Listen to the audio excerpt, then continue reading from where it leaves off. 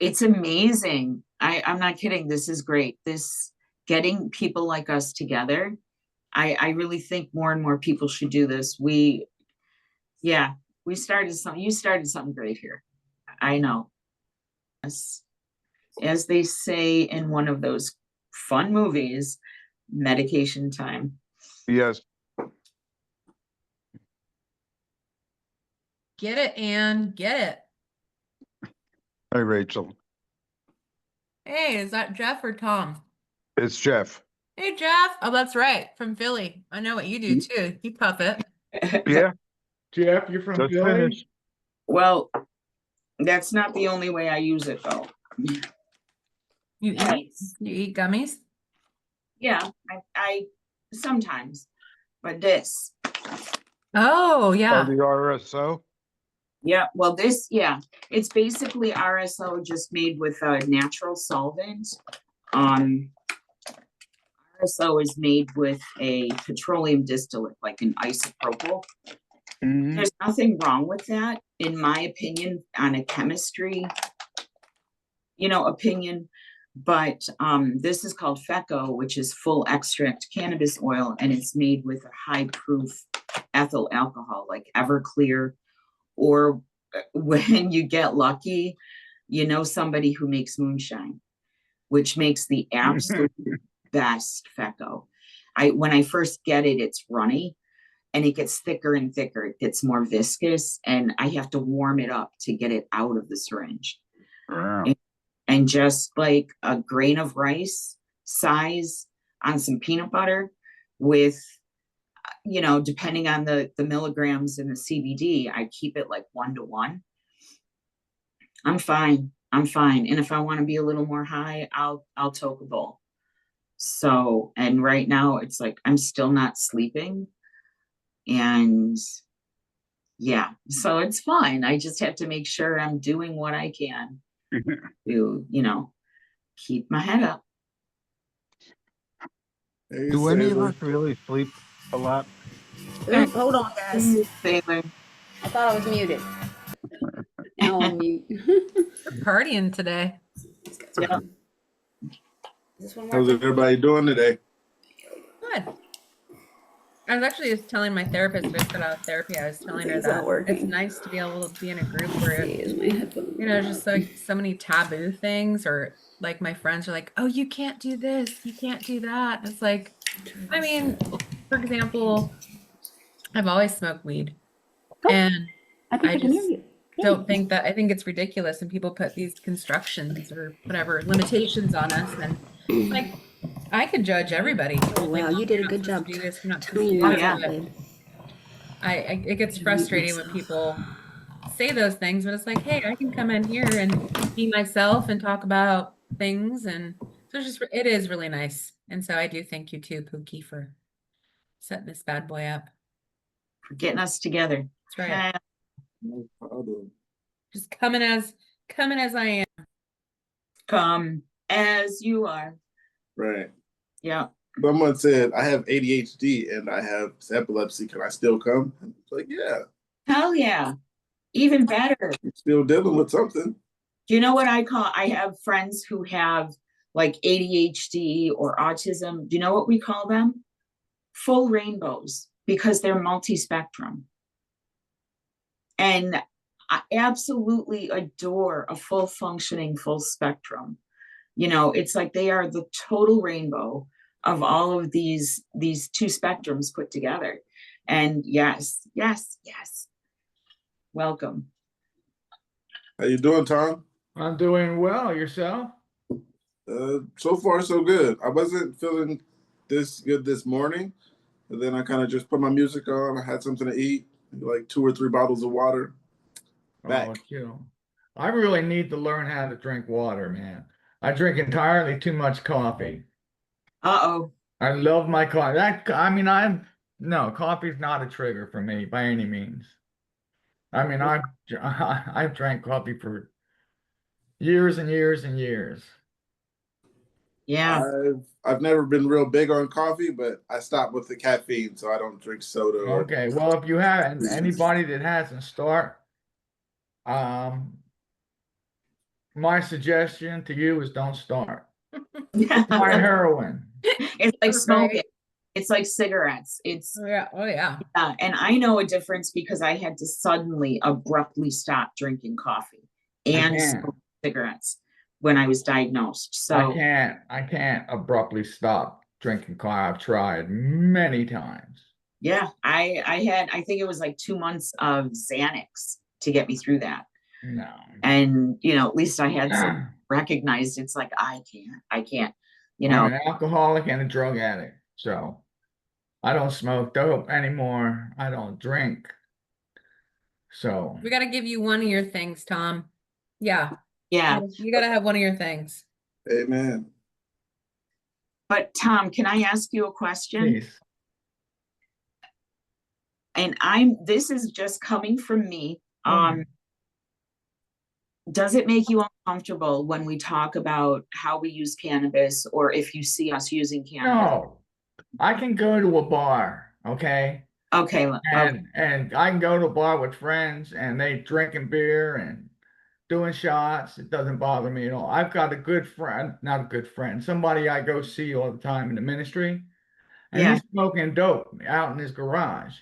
I go out there, I sit down and talk with him. He asks me questions, and he's toking on a bowl or Okay. smoking on a bong, whatever works for him. Doesn't bother me. I appreciate I that. absolutely love the smell of bud. I Oh, love it. yeah. But I Me know too. not to indulge. Right. But if ever, just out of, and congratulations. That is a life accomplishment that I can't quit smoking cigarettes. I So can't quit smoking, drinking coffee. yeah. Now, So I want to say something. I don't want to offend Great. anybody here. But Go ahead. when I decided to become a Jehovah's Witness, become uh, uh, a practicing Christian, mhm.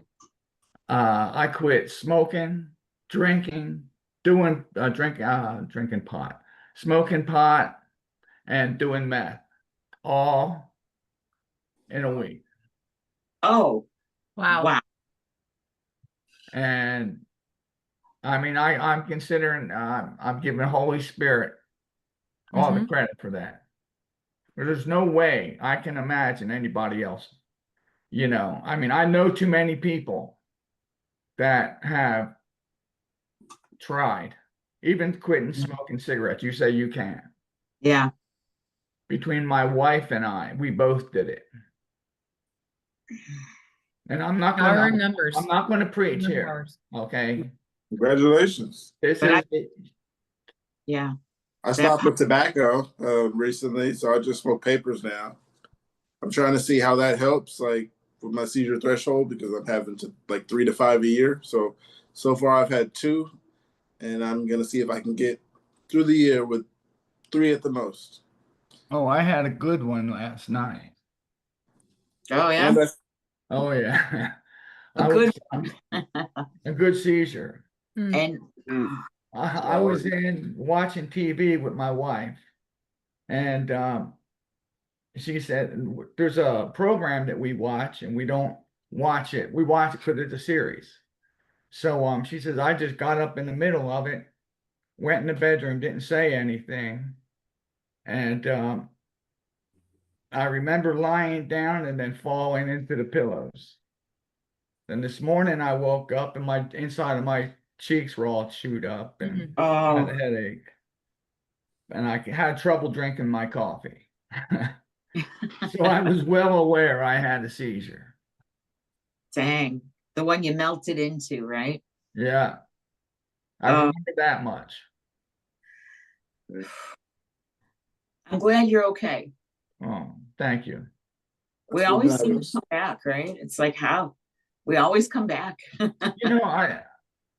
Seizures, I mean, it doesn't bother me anymore. This is something I've come and accepted years ago. I'm epileptic. I'm going to have seizures. I take medication, and it pretty much keeps me under control. I accept the fact I'm going to have seizures, and it's the way it is. I'm epileptic. I don't drive, but I do work. Mhm. Um, I'm waiting to have a seizure at work, and Oh. I know what's going to happen. They know I'm epileptic. I've got a medical alert. Yeah. It says, do not call 911. Yeah. Until after 5 minutes of, and Do the not call 911. I will be fine. I'll sign your paperwork, in a couple minutes. yeah, It yeah, doesn't say all that, but yeah. but that's the gist. Mhm. Mm. I got Like something I here. said, Go ahead. no, I was just going to say I've been epileptic for 50 years, Oh, and you hey, beat me. there ain't too much I haven't gone through. Right, right. I always say the same, but yeah, you It's were the same. That's what I back in mean. the It's the 60s, same. 70s, so Hasn't Yeah. changed. I don't expect Eventually, it to change. yeah, eventually we're going to experience it all from one trigger or another. The potential is simply there. And you're right, Tom. We're talking, my first seizure was 1968.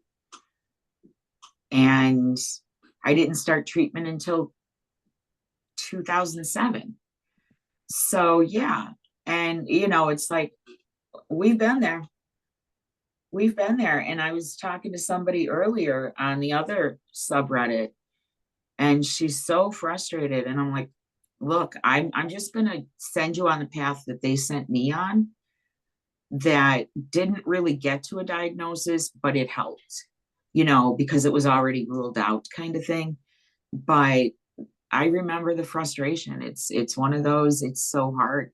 But yeah, we've been there, we've done it. And I still feel things changing, as the year. Yeah, it does change.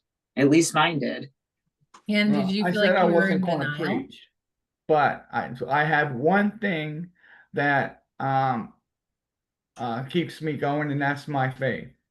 Yeah, I know that when I die, I will be resurrected. I'm not going to heaven, but I will be resurrected here on the earth, and it'll be a paradise.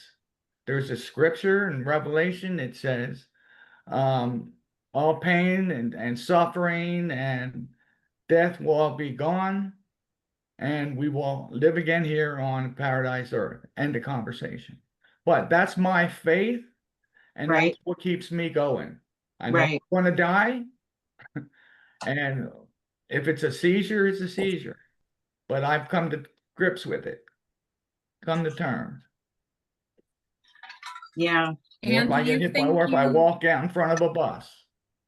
Oh, I know. Oh, Rachel, Don't you're do asking that. me denial. yeah, That was my family's responsibility. I was a child. And this is something I'm still coming to terms with, because I'm still struggling with, it's the abandonment, knowing that my family knew when I was a child I had been having seizures since I was 7 years old. And even, I got married, and that was a trauma bond. And I was only 18, hadn't been diagnosed. I had had episodes at school, etc. But it wasn't my denial. I was searching. I knew.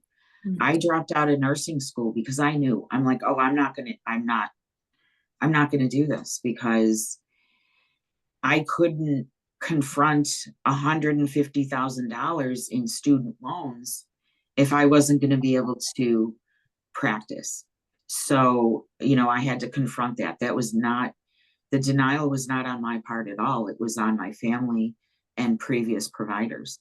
And now currently with the people I'm working with now, this is getting fun. But yeah, the denial part, I did have that grief after my diagnosis, because everything changed.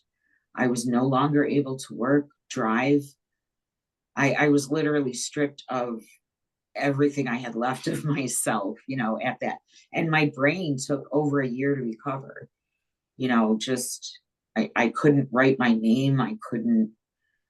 I was a wreck for that first year because it was a catastrophic seizure. And, you know, and having too many of those, you know, it's not my denial. I'm ready. I'm ready to cross swords with the entire epilepsy center here in Rochester. And I am Legion. You know, it's whatever that means to you. It's like, no, I'm not going into this battle alone again. And I have a case manager, a peer counselor, a psychologist, and I'm working on a paralegal. So that's going to be my next appointment with my epileptologist.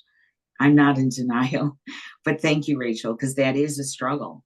I do remember that even after my diagnosis, it's an emotion I can't even explain, because it was like I was so relieved to know I had something that had a possibility of being treated. But at the same time, I knew as a nurse what that really meant to me. So yeah, that was hard. And a lot of us go through that, you know. Oh yeah.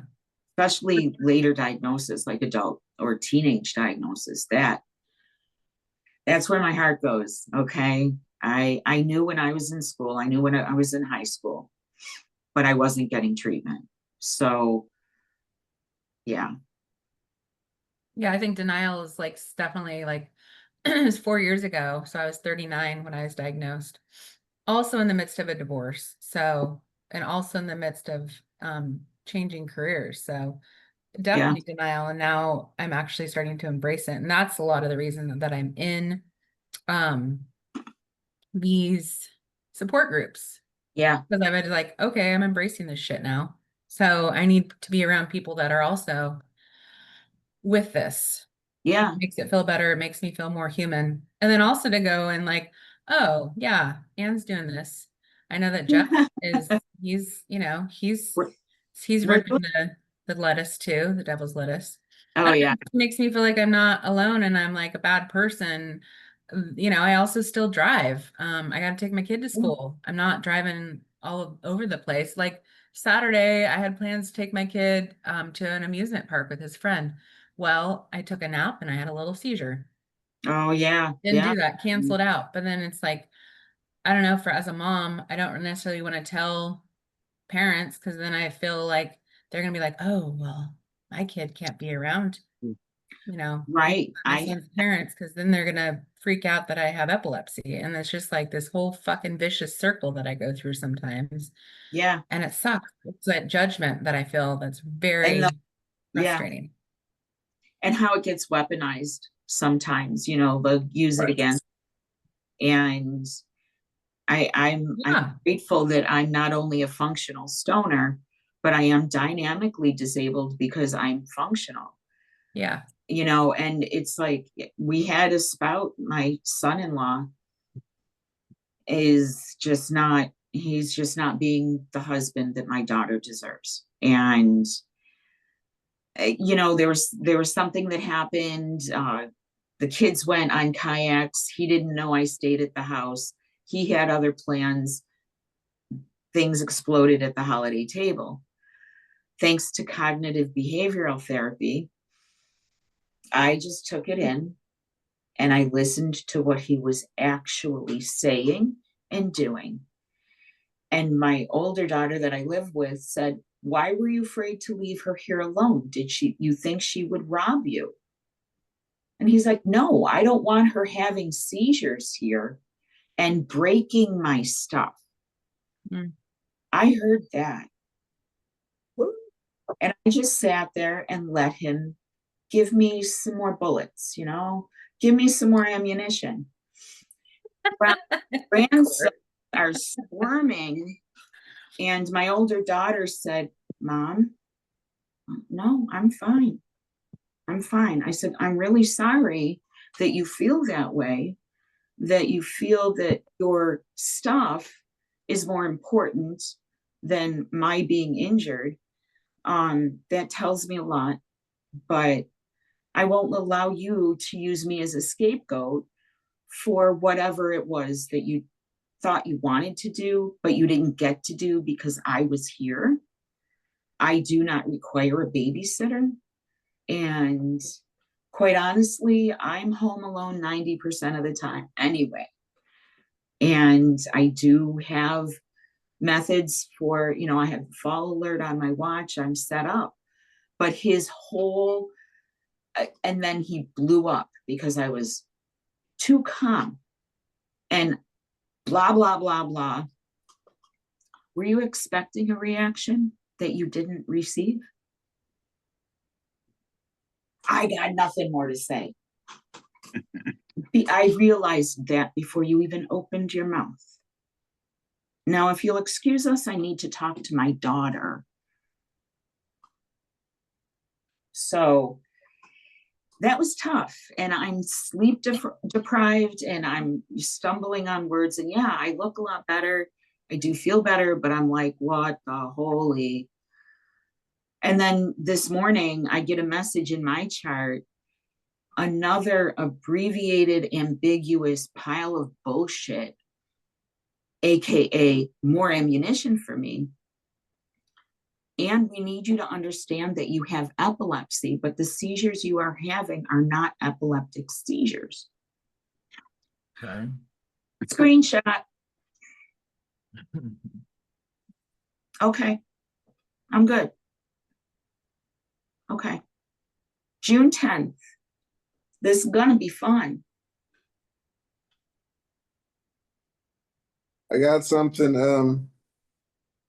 here, but first I was gonna introduce Court. How you doing, Court? Usually we start with Hi, Court. Hi, Court. Hello. Hi, we Court. start with Hey, Court. what are you taking? Funny enough, I was late because I had my doctor's appointment.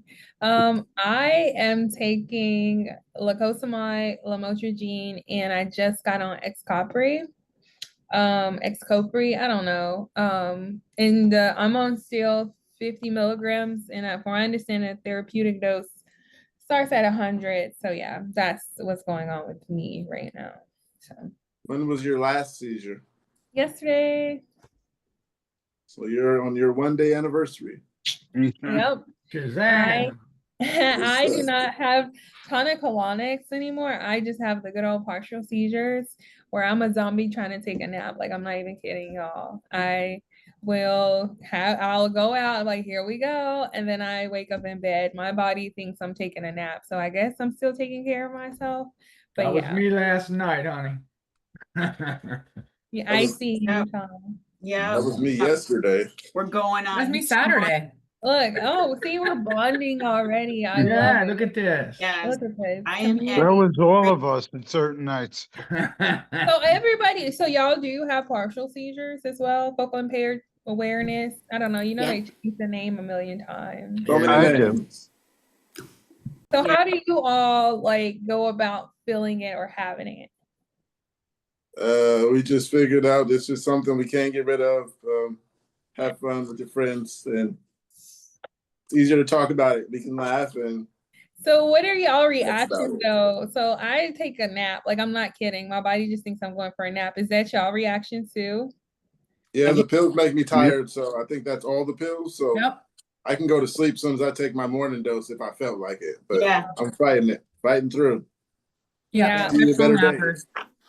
I'm about 50-50. Half the time I take the nap in the morning and half the time I don't, because if I don't, then something might happen. Thing I do when I get Yeah, up. that's the thing though. I don't know if y'all are understanding what I'm saying. I don't need naps. My issue is this: stress, blood sugar stripe. And what was I saying? Oh, if I get less than 7 hours of sleep. Yeah. When y'all have partial seizures, what does it look like for y'all? It I don't depends. know. Yeah, I have, and Court, thank you so much for what you just said about a zombie trying to sleep. I've been doing this for several months, and my previous neurologist would call this critical insomnia. And the doctors here told me to take Benadryl. So What? yeah, at a level 4 epilepsy center. But no, I have one of the fun full spectrum epilepsies that they now call, it used to be called focal to secondary generalized.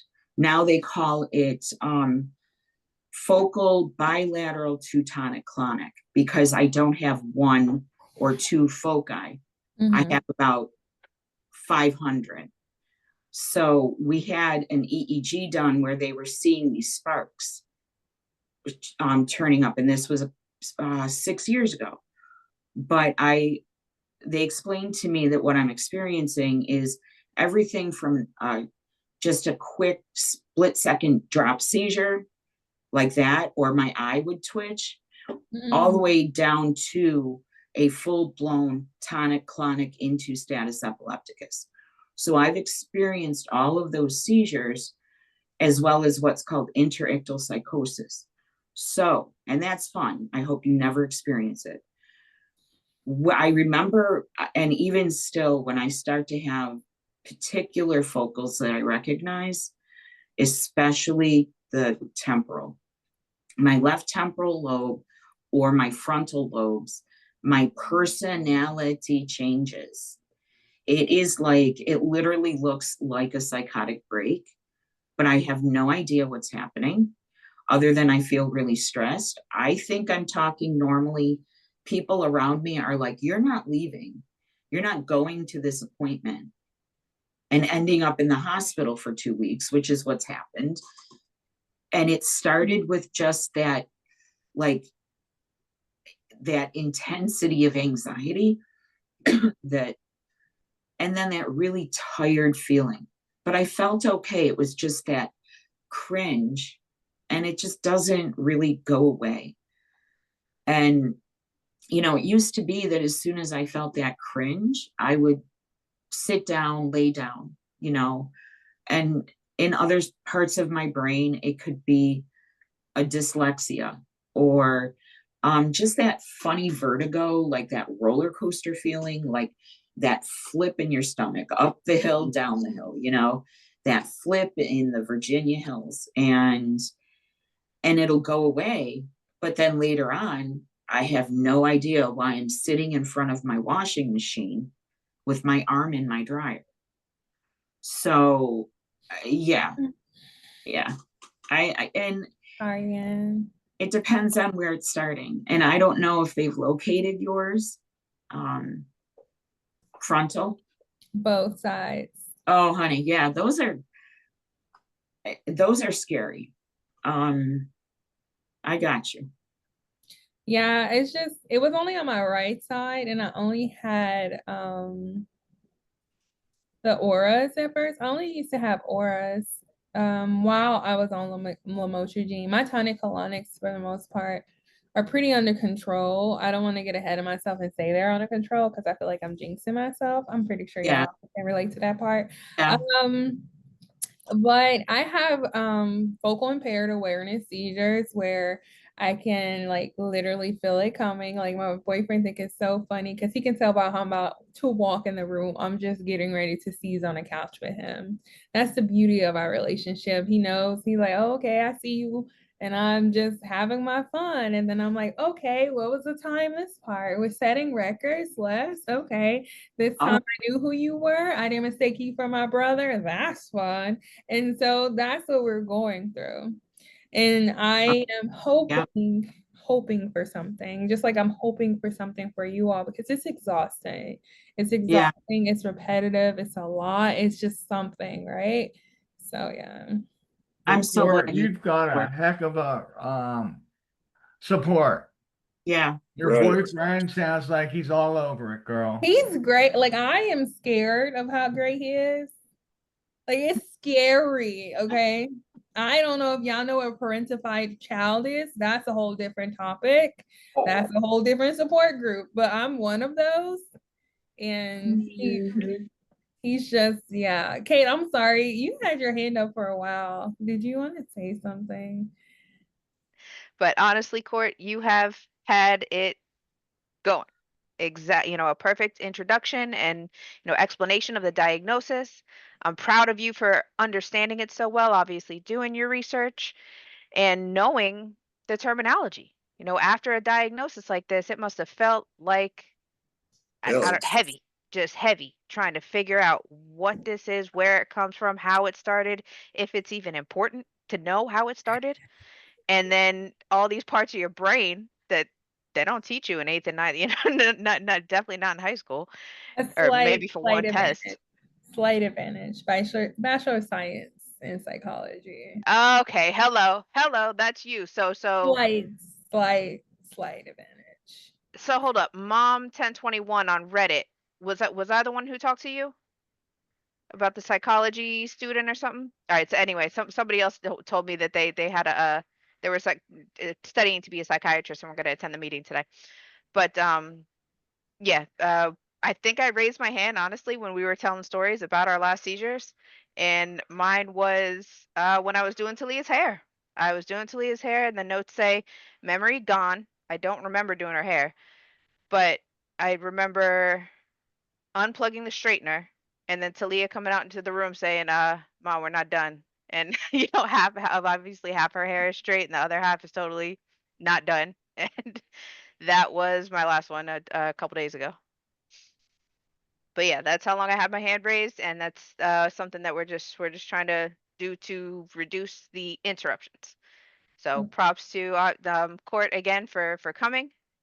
Thank you to Anne for always sharing the most valuable information, and that's something else every newcomer has to look forward to, is learning more about how to handle their own better and hopefully control.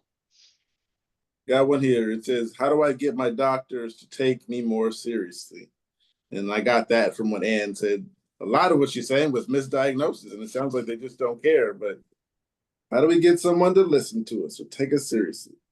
Since I don't know if this is the right subreddit, but I don't know where else to post this. I started having seizures in December. Went to the ER twice for both of them. Didn't seem concerned at all. Finally got referred to a neurologist who also didn't seem concerned, but ordered an EEG and an MRI. No contrast. The EEG didn't show anything significant, but the doctor told me it likely wouldn't because I wasn't having actively seizing.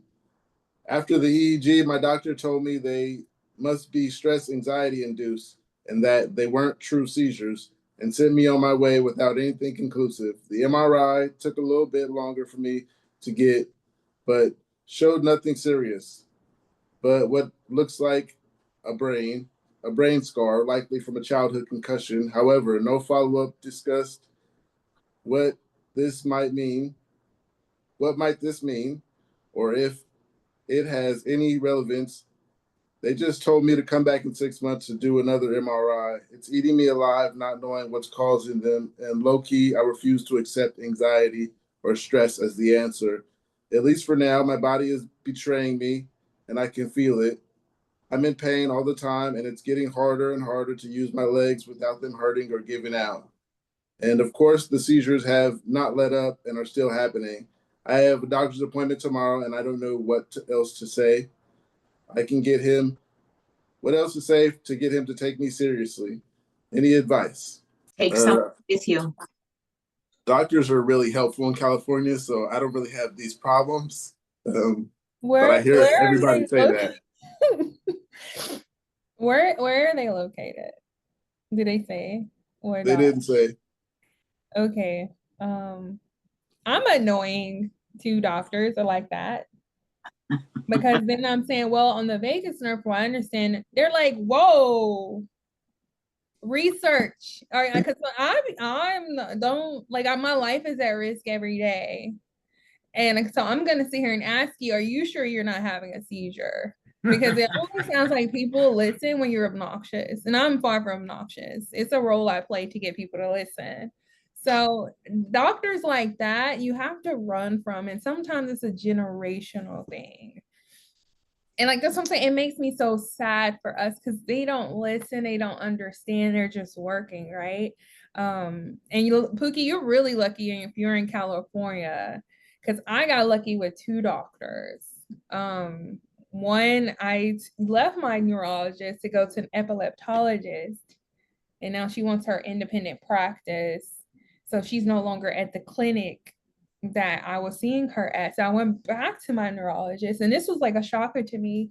And I was like, I left you because I was looking for an epileptologist. And she was like, oh my God, Court, like, that is so my fault. Why didn't I tell you I was one too? And I was like, yeah. Why didn't you tell? She was like, please don't get mad at me. Like, that's kind, right? My doctor's like, I'm so sorry for not giving you enough information. I love it. She took accountability for it. I love it. I Yeah. got really lucky with her. Like, doctors like that are so unfortunate because I want to know who posted that so I can message them and give them some tips on how to offend a doctor. They'll listen. They, they have they have God complexes. They think you're just going to be like, okay, I'm listening. Like, first of all, and who told you to take a Benadryl? An epileptologist at a level 4 epilepsy center, and darling, his DNP. And they have been trying to convince me that although I have epilepsy, all of my seizures that I've had are psychogenic. And that has put my life, I am literally fearing for my life right now. I am at a critical insomnia, critical lack of sleep. I'm having clusters because sometimes I'm having the tremors, sometimes I'm having speech issues, and it's like, I know the difference between the anxiety from those clusters because, not for nothing, I've had this my whole life, and it takes a lot of self-awareness and relaxation and meditation, whatever you want to call it, breathing techniques to separate myself from panic versus a focal cluster. And I can say cognitive behavioral therapy has been the best thing because it let me face up to my son-in-law yesterday.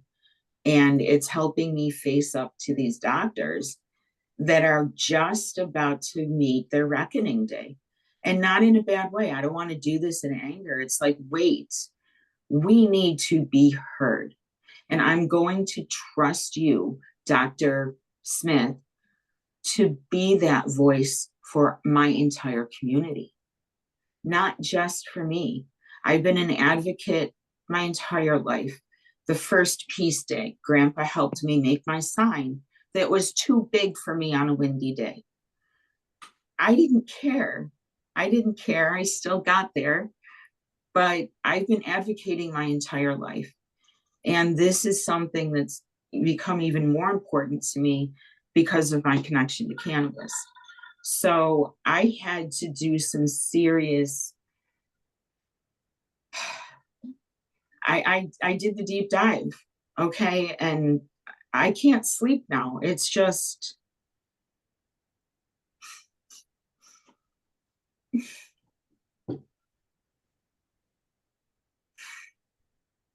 it's so egregious that this is such a dangerous level of neglect, especially to people who are highly functioning epileptic. Give me a break, because the first neurologist I saw here in Rochester said, you do not have the cognitive ability to understand your condition. I looked him right in the face on fucking Zoom and said, you're going to meet this cognitive disability real soon. June 10th is reckoning day. I'm taking all of you with me, and I'm going there for you. I'm taking my whole legion with me. And that's why you're such a blessing to all of us. Inspiration and a blessing, and a true warrior who really does get things done for the entire community. Thank you. I mean, whether it's New York State or the whole country, we feel you. I love you guys. We're right here with you. Yeah, I know. And all the way. I'm stronger this time. I'm stronger because of you guys. I am. Just knowing, it's like, I don't know if anybody else ever felt, especially when we have epilepsy that can just cluster. And then the anxiety, and you start to feel, I just need a safety net because I'm just free falling for so long. I need somebody to catch me. And I've been feeling like that for so long. And you guys are a safety net. And I know that the closer we get, the more it's gonna empower all of us.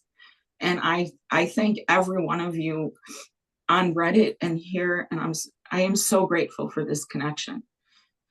And the harder that I work, the more we're gonna get done, because I know I've got you guys. We're right behind you. We're I supporting need you. I need a minute. It's I love you. okay. It's gonna Okay. be okay, honey. We're hugging you from a distance. I can't even read chat right now, so. Okay, But no trouble. Yeah. Court's question was everybody else's location. I'm from Florida. Pookie? California.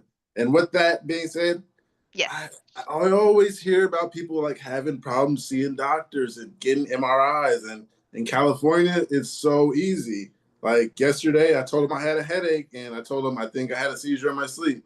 MRI, CT scan, they're like, you know, you have no concussion. You can go home. Gave me nothing for the headache other than the stuff they gave me at the hospital, but I got it that day. And then everybody's like, oh, my MRI is months away and doctor's appointment is months away. It's just California, I guess. I'm in California too, and it was the same way. It was like as soon as it happened, pretty much. Well, I had to wait for my epileptologist to come back from vacation, but yeah, MRIs, CT scans, and in-hospital EEG studies, whatever. And he listens. If I say the side effects are too much for this med, I can't do it. They listen. That's kind of important. I can't believe that there's so many places where they don't. It's terrible, really. I'm sorry, guys. Anyway, Yeah, I'm from California. I'm from Sailor's California. Kate's from Florida, and who else? Oh, I'm hey, guys. from Pennsylvania and California. I'm sorry, Jeff. Yeah, from that's it. Philadelphia and Arizona and Georgia and Portland, Oregon, and Vancouver, Washington. Now I live in Vancouver, Washington. That's been about 20, 23, 24 years. Nomad. Keep on moving. I'm sorry, I had to. I'm sorry. Philadelphia and Vancouver, Washington. Oh, End that right there, okay? I'm New York, not the Big Apple, but the smaller city, the one just down, Buffalo. I'm originally from Buffalo, New York, and I lived in Pennsylvania near Scranton and Clark Summit, Abington Hills for about a decade, and then came back to Buffalo, and now I'm in Rochester, New York after being in Maryland for almost a year. So I've been around, but originally, and I'm currently in New York State, Western Central Finger Lakes. We know Well, I Angel was is from born in New Philly. York. I'm in Go ahead, Portland, Jim. Portland, Oregon, born and raised. I Nice. have really good care up here in Portland. I feel really pleased. I've been in different hospitals, seen different neurologists, but I'm very thankful for the team that I have right now. And I think Tom has been to the same hospital, OHSU. OHSU, Learning, yes. yeah, learning hospital. So yeah. I understand it's one of the best in the on the West Coast anyway. Mm-hmm. But that I'm talking 20 years ago, 15 years ago. I don't know anymore. I think it's still up there. I think it is, because if I were to go to the West Coast, I would probably end up, Yeah. there. But Yeah, I'm not going anywhere right now. I'm too tired to fly. Um, I got something here that says, "Am I having atomic seizures or fainting?" Has anyone heard of atomic seizures? I haven't personally. No. It may be an interpretation, semantics. Do you know what I mean? Potato, potato. Okay. Atonic. I have atonic. I've had atonic seizures. That's Alright. drop. That's where your body just literally, you turn into a rag doll. You just drop. They're also called drop seizures. Yeah, I heard of Oh, those. yeah, it's the opposite of a tonic. You literally just, yeah. Not sure if I've done that. Yeah, I think this is a typo. Was that So, mine? yeah. No, it's not yours, but I'll read. It says, "Hello, everyone. I'm going to be a word vomit to get all the context out, but hopefully I make sense. Since about age 22, I've been having fainting spells, visited a heart specialist who did a 24-hour heart monitor on me and an EKG, and said everything came back perfect. So he suggested neurological issues like potential seizures. I don't have any neurologists covered under my insurance, but I wanted advice from some who have seizures if what I'm having sounds about right. I've had about 5 episodes of these occurring since early 20s. Now I'm 24. I first begin to feel spacey and then like I'm watching everything from inside of a helmet, just observing. My body gets heavy and my head starts dropping. I've always been able to sit down in time or have someone catch me, so I've never hit the ground. Lucky you. I can always feel it coming about 2 or 3 minutes before it happens. While it's happening, I feel like I'm immediately losing strength, gaining it back, and then dropping again and again. Usually it happens about 8 to 10 minutes in a row. If I fight it or try to remain present, I can still hear the entire time, but I can't recall what says once I'm present again. Reportedly, my eyes start to roll backwards in my head and my eyes flutter repeatedly. I usually am terrified, so I try to keep talking and stay present. But every few words, my head starts dropping again, and I stop speaking, only to perk up again and start. Many people that Many people think it's just me fainting, but it takes a day or two to recover. I usually have to go home and immediately sleep for a few hours. This is what has me pressing to try and figure out if it's a seizure or not.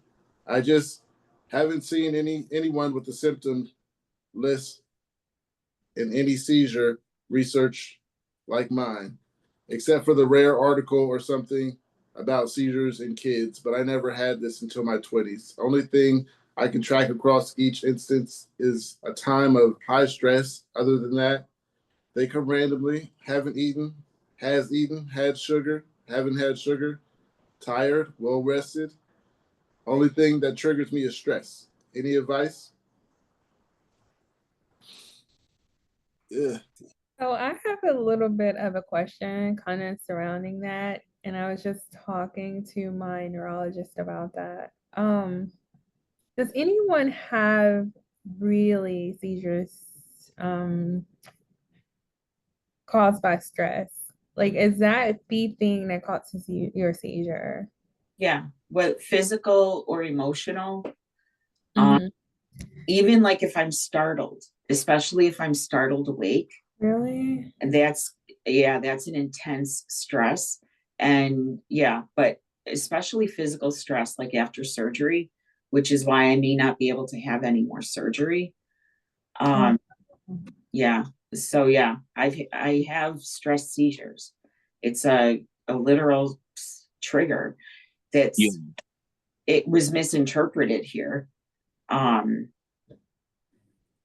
but yeah, and I think I may have sent a DM to that individual on the subreddit. It sounds a lot like a progression, which can be called like it's not a focal unaware, but you're almost stuck between aware and unaware before I would go into a complex and not go all the way to a tonic-clonic. I've come out of those seizures where it's like, whoa, I know what just happened. I was okay, but there were some things that weren't right. And I could tell by the way I felt that I had had one of those seizures. But what really concerns me is, I had my neurologist explain those to me from several EEGs that we did in the course of 2 years. And, I'm concerned about people that are coming in and asking us that, because I don't even know what to say from my perspective. But if they were in California, it's like, this is the kind of doctor you want. You know what I mean? But that really does sound like it's like going to like a focal complex, a complex unaware. I don't know. I have. So I'm sorry, y'all too. By the way, I'm from Dallas. I'm born and raised as well. Nice. Huh? I said nice. I haven't been. Okay. Yes, I've been to everybody's state except for Oregon. So sorry, guys. Oh. I love y'all less. It's all right. It's all right. Nothing good here in Oregon right now, anyways. I really try to focus on who raises their hand. I work in fintech from home, so this is like how I live on a daily basis. Oh, just kidding. I'm on medical leave, but go ahead and talk.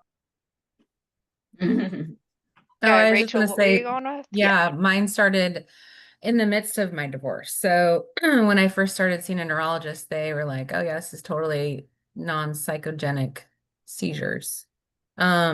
And then I still stress is my trigger. So I still have when I have seizures, I can definitely tell that they are induced by stress. I mean, that's literally one of the that's probably the biggest trigger that I have is stress. So I try and live a very less stressful life. But yeah, it's a hard thing because I've also read that you can have both. You can have PNES and epilepsy at the same time. I don't understand how that works. That's very confusing to me. I can't wrap my head around that. I don't know if anybody has anything to speak up on that, but Go ahead. This is what I have the same question, Rachel. It's like, I know that it can happen. There's only one way to differentiate. And that's one thing that I'm going to be literally requesting, or we stop that conversation with my epileptologist, because it's like, I understand the concept of neural pathways. And when epilepsy is untreated or undertreated, those pathways become more ingrained in the brain. And even if it isn't an epileptic seizure, things can happen where it'll excite that pathway and mimic what looked like that epileptic seizure. And it may not show up on an EEG, but in a video, it looks exactly like an epileptic seizure. And it's a very controversial thing. And at least for the neurologists that I've seen that were helpful to me. So I don't know if both can really truly exist together, but I do know that the only way to differentiate is not with scalp electrodes. They have to be at least intracranial, not necessarily subdural or interstitial, so they can put them between your brain and your skull. So it's quite simple to do. And, but that's the one way to differentiate. So yeah, I don't know how they can exist together or why they wouldn't want to, in all caution, I'm in abundance of caution, rule out epileptic, because those funky seizures, when they are epileptic, and I've picked them up on, my EMU visits, were the most frightening, graphic seizures. And it's like, okay, but I just felt like this for a while. That was not psychogenic, and I know it because I so I need to have, and for this individual as well, it's like, it depends on where you are in the diagnosis too, but how can the two exist together when one has been so strongly supported clinically, not anecdotally, clinically? So that's what I want, and that's what I want for everyone. Definitely if there's a dual diagnosis, which controversially some say can exist, get the proof that the duality does not exist or that it does. Just completely rule out those dangerous epileptic seizures that are in the deep brain, that are, flying under the radar, but doing the most damage, that is leading to early onset dementia. It's at the door. So I'm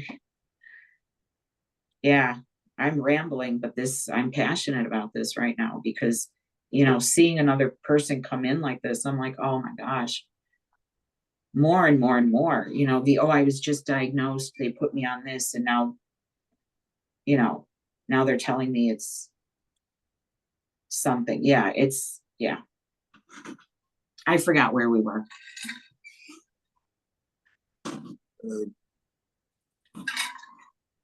Hey, somebody. Okay. Yeah, now here we are. So just to expand on what Ann is saying, the original, I guess, question was, can they both exist in the same patient? And what I'm seeing here is that it's the cause that's the key. So psychogenic and epileptic seizures can happen to the same patient, since the cause is what differentiates the two. So if an apparent seizure is caused by a psychological factor, going for the trauma and things like that, versus the focal point being visible on an EEG, that would mandate a physical seizure. I'm getting this from a Cleveland Clinic article that clearly states it's possible for a dual diagnosis.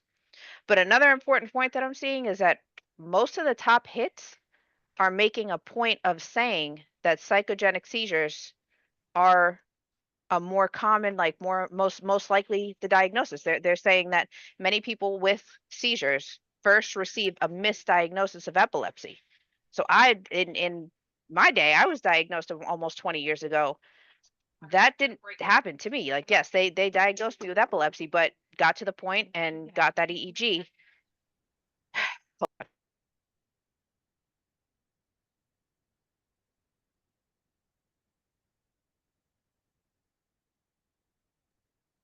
Okay, on mommy duty. And now I lost what the hell I was saying. But Sorry about that. okay, yeah, they're pushing psychogenic instead of physical seizures. So I get the vibe that it's getting harder to be diagnosed with physical epilepsy, especially when doctors, like you said, they don't believe you. They just look at you like you have two heads unless you actually like show them the proof of, EEG, or if they're looking for, at some kind of student hospital, people to have the surgeries, get the implants, and if you fit the bill, then maybe that's why they paid attention to me. So that's the vibe that I'm getting. They want you to have psychogenic seizures instead of physical seizures because maybe it's like less maintenance or easier to just write scripts and say good luck. When you say that, it makes me think maybe they want us to have seizures so we can keep coming and they can keep doing stuff to us in California. So that's how we get doctors so fast. They're like, sure, we'll take you. No problem getting an MRI same day. Yeah, Like I said, I Pookie, went right? yesterday. Did they want to do surgery right away? Because like they didn't even know. They're just like, oh yes, you have seizures. Let's do some exploratory. I'm like, did we not just diagnose me? Like, yeah, I have to talk them down from that. They do that to you a lot too, Pookie? With yesterday, the only thing was like the not believe me and not listen part. I was like, hold on, you gotta listen. It was like they were like, we see no signs from the MRI, we see no signs from the CT. We know you don't have a concussion. They were like, are you sure you didn't have a seizure? And I was like, I just have this post-to-go headache that I know, which is usual afterwards. I know something happened. I haven't. They like, you didn't chew up your mouth or anything. It's like, no, I didn't. But this is the doctor asking me, oh, well, you didn't chew up your mouth, and are you sure? And I'm like, I don't know if I'm sure at this point. I just know this headache usually comes Sorry, Kat. when it's a seizure. This I had a headache just seizure ain't no last regular night. headache. And it didn't go away either. I still kind of have it. You know, like when it's going away and it's just sitting in the front, I'm sorry, like Kathy. almost away. I had a seizure last night. And when I got up this morning, I was still out of it. Is he talking So to us? I think Tom? maybe a call. Oh, he muted now. I just wanted to say, so I've only, had epilepsy for 4 years, and I'm on I think my 4th neuro. And so it was, it was the same thing. It was non-psychogenic epilepsy. And then when I started going through all my medical records from all different doctors, and I was asking my current neuro, one of my MRIs are showing my lesions, right? So I'm still trying to understand epilepsy. And I asked, well, so the lesions are what they're removing.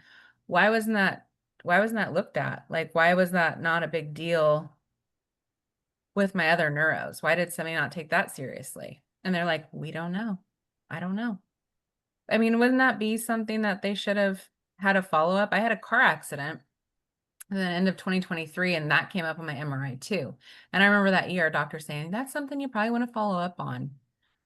Well, why is it not a thing to follow up on? Why is it not taken seriously? Why do we feel like it's like if cancer is there and it's predominant and they see it, I feel like that's taken seriously. Why are these things in our brains not being taken seriously? Why is there no follow-up on that shit? I don't know. I get really frustrated when it comes to things that I'm sure you guys do too, but it really, really frustrated me when I came across all this and I see the lesions, and then I asked my neuro, why is that not being taken care? Why is that not looked at? I don't know. Go ahead, Anyways. Court. So I have a question, but I'm gonna answer Kate's question too first. So I thought I wanted to be a doctor. I went to a high school that actually allowed me to intern in a hospital for the last 2 years.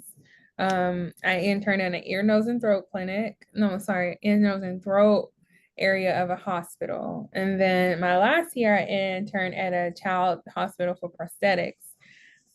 Kind of feeding off of what you all are talking about, I did not want to be a doctor because doctors were a huge disappointment working with them directly. One of them made fun of a patient for getting shot. So I was like, really? And like, I'm like, what was I like 16? And I was like, what? Like, what is wrong with him? And then I just remember with the prosthetic kids, they were very, very like condescending to them and stuff. And so I was like, I don't think I can necessarily be a doctor, at least yet. Because I will be like fighting other doctors in the clinic and things like that. Like, I just don't like unnecessary reasons to be obnoxious. I think there's reasons you have to be because of boundary setting, because you can set a boundary nice all day and they don't take you seriously until you go to the other end of things. But yeah, so that's kind of how I had to take anatomy and physiology. I had to take 4 different neuroscience things in my bachelor science degree. And then I decided to change my mind and get an MBA. That's a different story.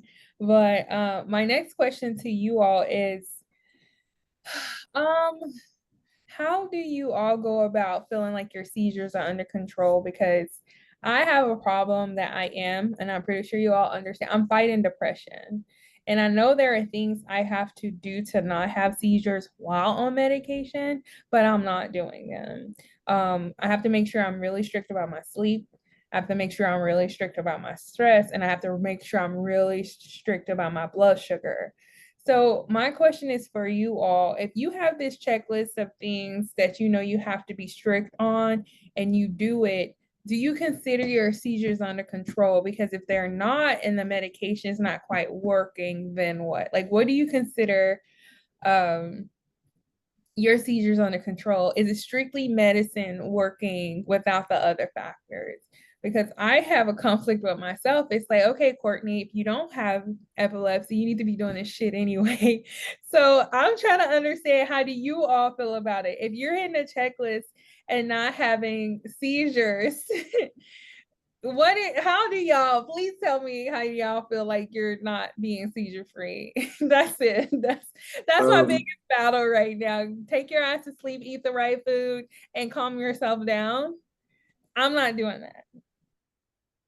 Yeah, with mine, I'm working on myself. So, like I said, I stopped with tobacco, and I stopped with caffeine, and I started taking these B12 supplements, gummies, and actually they've been working. So, I haven't had a focal in about 2 weeks since I started taking them. Like, I've been cool, no blanking out, no nothing, and I'm glad about that, because when I blank out, I go in people's homes on accidents and stuff like that.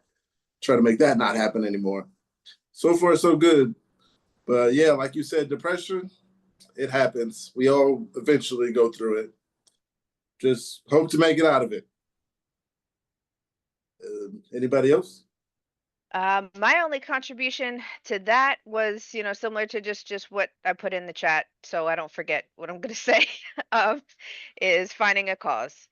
Trying to use whatever knowledge or skills that I have to serve a purpose, have a reason, and that's how I don't, tiptoe that depression line. But as far as controlled, I've never considered myself controlled because of those guidelines. They say 2 years.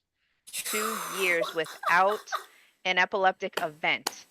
We're talking partial or tonic-clonic is controlled. I mean, I'm not after my driver's license. I'm not after this controlled title, because to me, I'd accept it as unobtainable.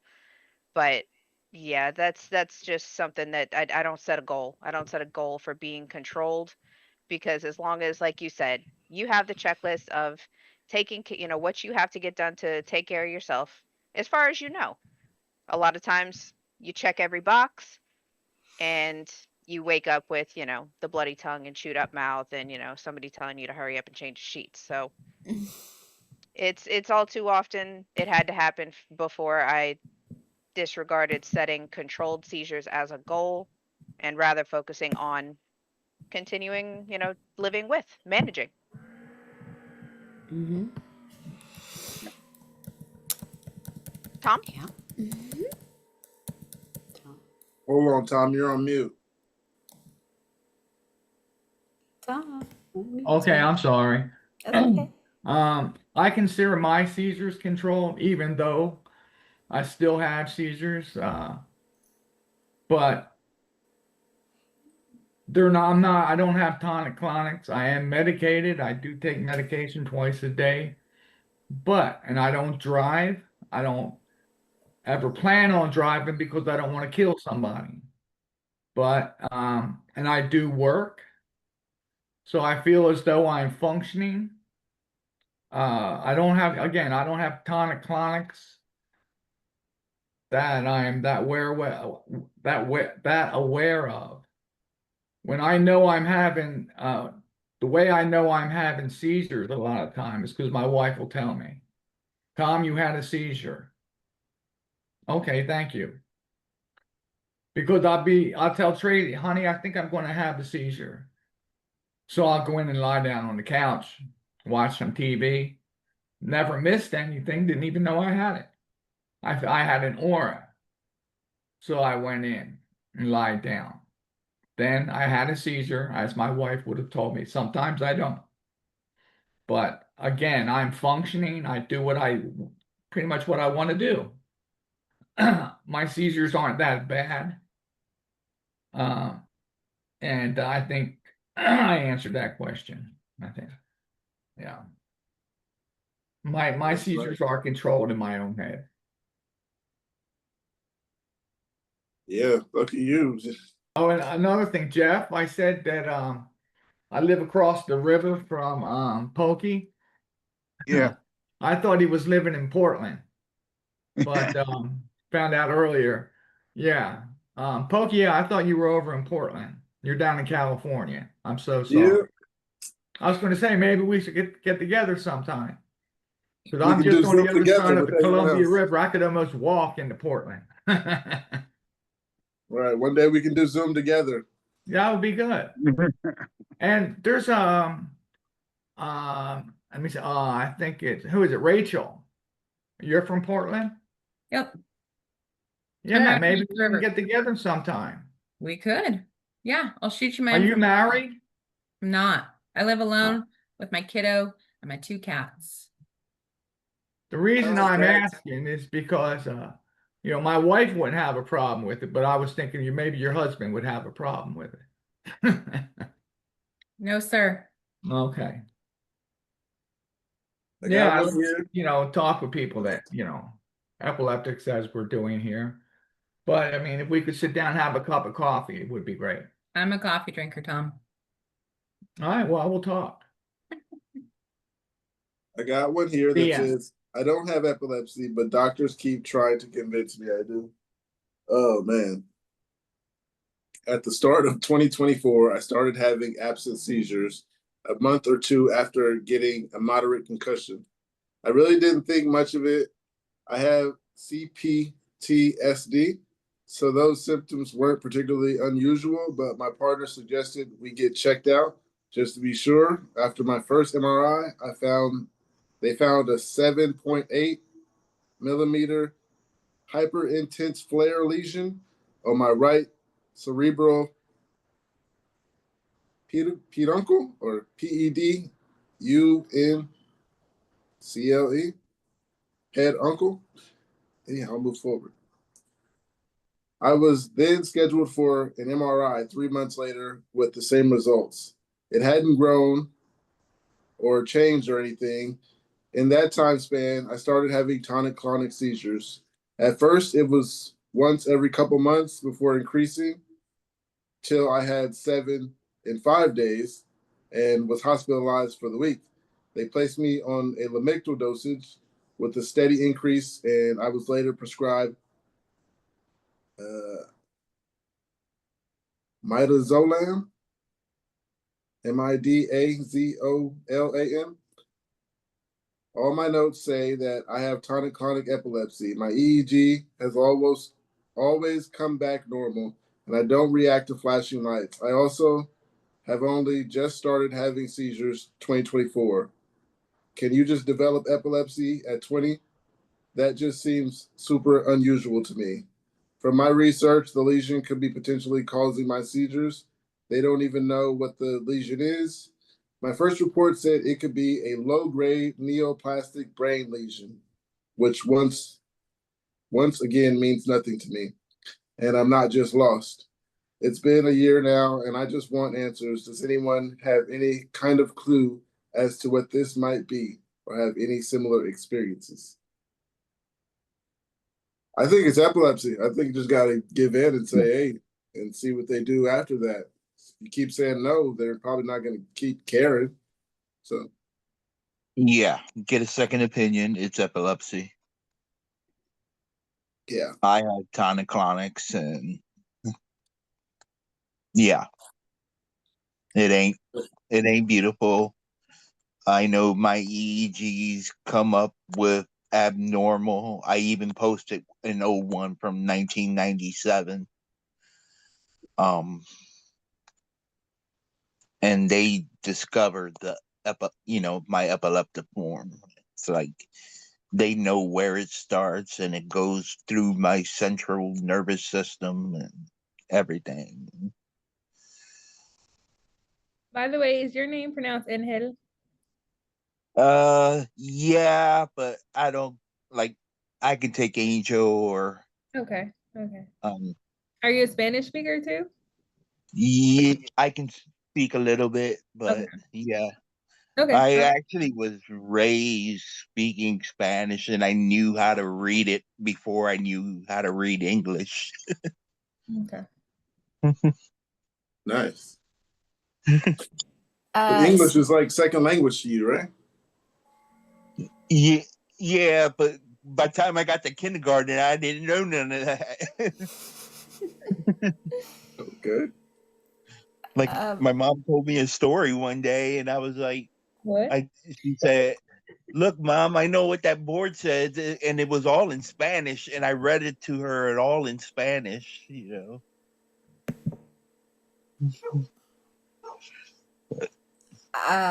About that medication that that person was on, it's used to treat status epilepticus and prolonged Whoa. seizures in adults. So I would not assume that they don't have something, because the other things that it's used for are like serious. And then there's that one, which is also extremely serious. But I don't know. I would really I don't know, man. I think I'd go back to your Yeah, doctor. that's Don't. definitely check it out. This is one of the more serious medications that they would want to put you on, according to this. So I don't know. I would go back to your doctor. If it feels like it's too much, maybe ask for a different med. But you know how Come to I don't California. like telling people to drop their meds just randomly. Yeah, you know. California, you might find out the same day. Mm-hmm. Exactly. Constantly bragging, aren't you, Pokey? Hey, isn't that medicine you mentioned? I'm sorry, Sailor Mom, can you repeat your name? I promise you. Oh, you know, I have epilepsy. I'm not good with memory. Can you repeat your name? Yeah, it's Sailor Mom. That's fine. Okay. Okay. So, I forgot what I was gonna ask. The Oh, medication? isn't that medication offer something for sleep too, right? Yeah, they've got all this stuff. There's like sedation for surgery. There's like amnesia treatment, all kinds of things that I have never heard of. So, yeah, like preoperative sedation, anesthesia, procedural sedation, treatment of status epilepticus, and ICU sedation. And then they've got some stuff for amnesia, respiratory depression, and a couple of other things that seem pretty serious. I don't know that I would just be. Yeah, so let's give you some medication. Let's give you that for epilepsy too. Gosh, I mean, I wonder how status epilepticus medicine will work though, because I'm confused about that too. Oh well, I guess it will bring you back. That's the one thing I am confused about. Yeah. Yeah, because they label mine clusters, but I've been in it for a couple hours, and all they gave me was clonazepam, Klonopin, and yeah, that did stop it, but it's Well, it's so it's a you know GABA receptor. yeah, It blocks the ability for your brain cells to like, I guess, send the electricity so quickly through them. I don't know. I mean, because I've had status epilepticus and I've been in the hospital for it, and I know they've had to put me on an IV of, and it was probably that. I haven't gone through my records to see exactly, but that sounds like probably what they did. yeah. But It's I'm like, thinking, wow, if they have you on that outside of the hospital, I would not be fooling around. Not at all. I wonder if that was like a cover-all thing until we figure it out. Because I would say, yeah, they're just that's like, what it sounds let's like. just block everything until we can get a Yes. really good picture I know of you're what's super up. tall. You're super tall, baby. Take it to the living room, but don't touch the fan. Yeah, so that's, I think that would probably be my answer. Anybody else? Was I unmuted that whole time? Yep. Oh, goodness. There's no Okay, my bad. judgment.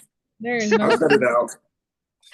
Okay, anyway, I was just agreeing with, yes, it's the GABA class, and then maybe that's why the Nasalam, maybe that's why they make it a nasal spray. It probably reaches the brain faster.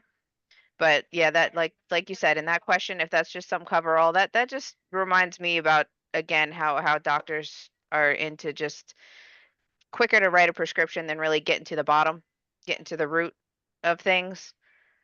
Another frustrating topic this week was discovering that something that the FDA here did. It was from another post that clobazam and levetiracetam, the two medications that I'm on, were in 2023 allowed. The FDA required warnings about the DRESS. It's essentially an allergic reaction, a drug reaction with eosinophilia and systematic symptoms.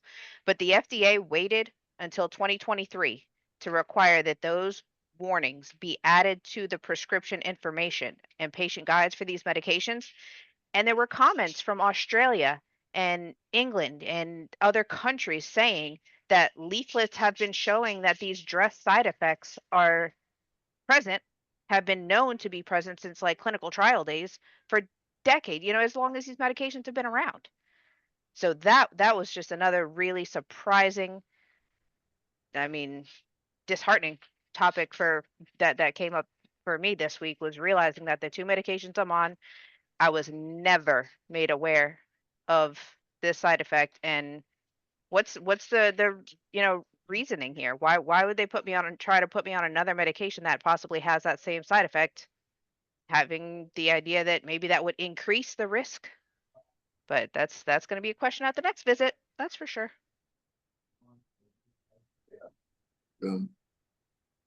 When you brought up Keppra, I wanted to read this one. It says, anyone on Keppra who achieved something in their life. I just started Keppra a week ago after lamotrigine increased my myoclonic seizures, and brivaracetam not working for me since I have JME. Yeah. What's JME? Juvenile myoclonic epilepsy. Okay. Brivaracetam not working for me since I have JME. Most of my life, I didn't take medications because I am afraid of them, but my epilepsy got worse and more painful. So I decided to visit a doctor and start my journey. I just read people on Keppra lose their drive to do anything, or they become like zombie. I am very afraid because I've always been an A student. So I just wanted a role model or someone who can get me inspired despite being on Keppra, who actually achieved something. Sorry, I am very desperate. It's just terrifying. I know it's only been a week since I started Keppra, but all I hear is bad things. All I hear is bad things too. Yeah. That's all we all hear. I think bad things is the new thing. I experienced it, but Isn't Keppra and Briviact like fraternal twins when it comes to like medication? Like one kind of acts like the other one, but not as severe side effects. Is that? Because I tried Briviact and I hated it. yeah, Briviac kept me like the dopey. Definitely the brain fog was definitely like full in my head all the time, and I was, along with like the 4 other meds I was on, it was like an instant tranquilizer for me. And yeah, I was on Keppra, and no. The worst thing that I've ever done was on Keppra. I attacked my eldest stepchild. She's like 24 now, but I don't know really what happened. I was putting away dishes, and I turned around. She was there, and I did not want her in my personal space, and I pushed her. I will never live that down. Never forgive myself for doing that to a child. Yeah, so like you said, like doing stuff that you don't remember, like yours, like I know that sucks. You're attacking somebody, but lately I've been just doing the wandering, just like leaving places I'm not supposed to leave and stuff, and waking up in bad situations. Like I said, waking up in other people's houses that could be really bad. Like they have the right of way to like shoot me if they felt like it. So Yeah, I lost where I was going with that, but anyone got anything?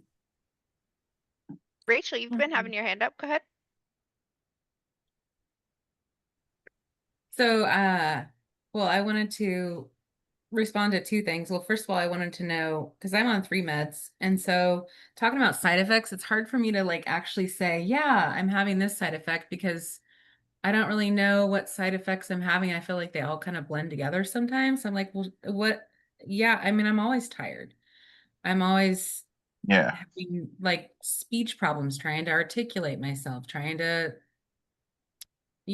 memory, all the above. Did I just say this? So it's really hard for me to even come up with what are my side effects besides Keppra, because I definitely wanted to kill myself. That was the first thing that I had. And the anger. Yeah, well, yeah. I mean, I was crazy. Like, it would literally felt like lock me up because I felt crazy, which I think it probably when you have, I mean, I woke up in the emergency room and I remember my friend was like, "You just had a seizure." And I'm just like, "No, I didn't." I mean, that feeling of like, it's so surreal when that happens, right? So, um, I do have to leave in a little bit, but I just wanted to share, Court, I think you asked the question about invasive stuff.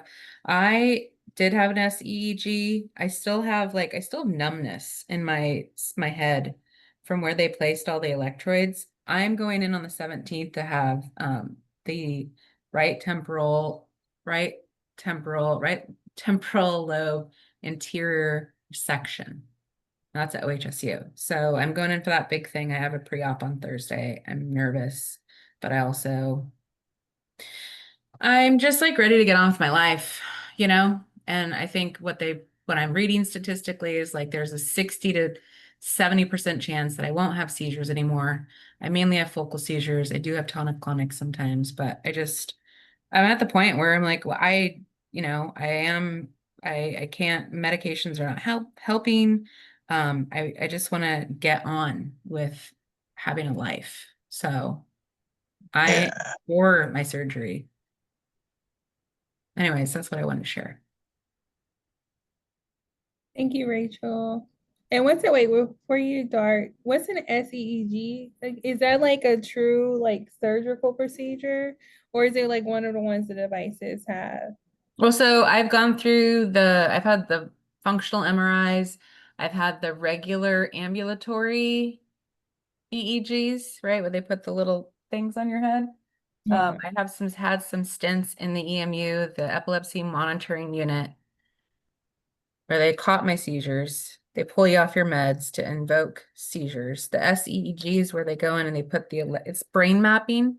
So Mhm. they put the electrodes in your brain. It is a surgery. They pull you off your meds so that it invokes the seizures again. So Mhm. I was in there for like 5 days. I think I had 19 seizures. So they were able to spot specifically where my seizures are located, which the right temporal lobe is where they're located. So that's where they're going to go in and get that bad boy out.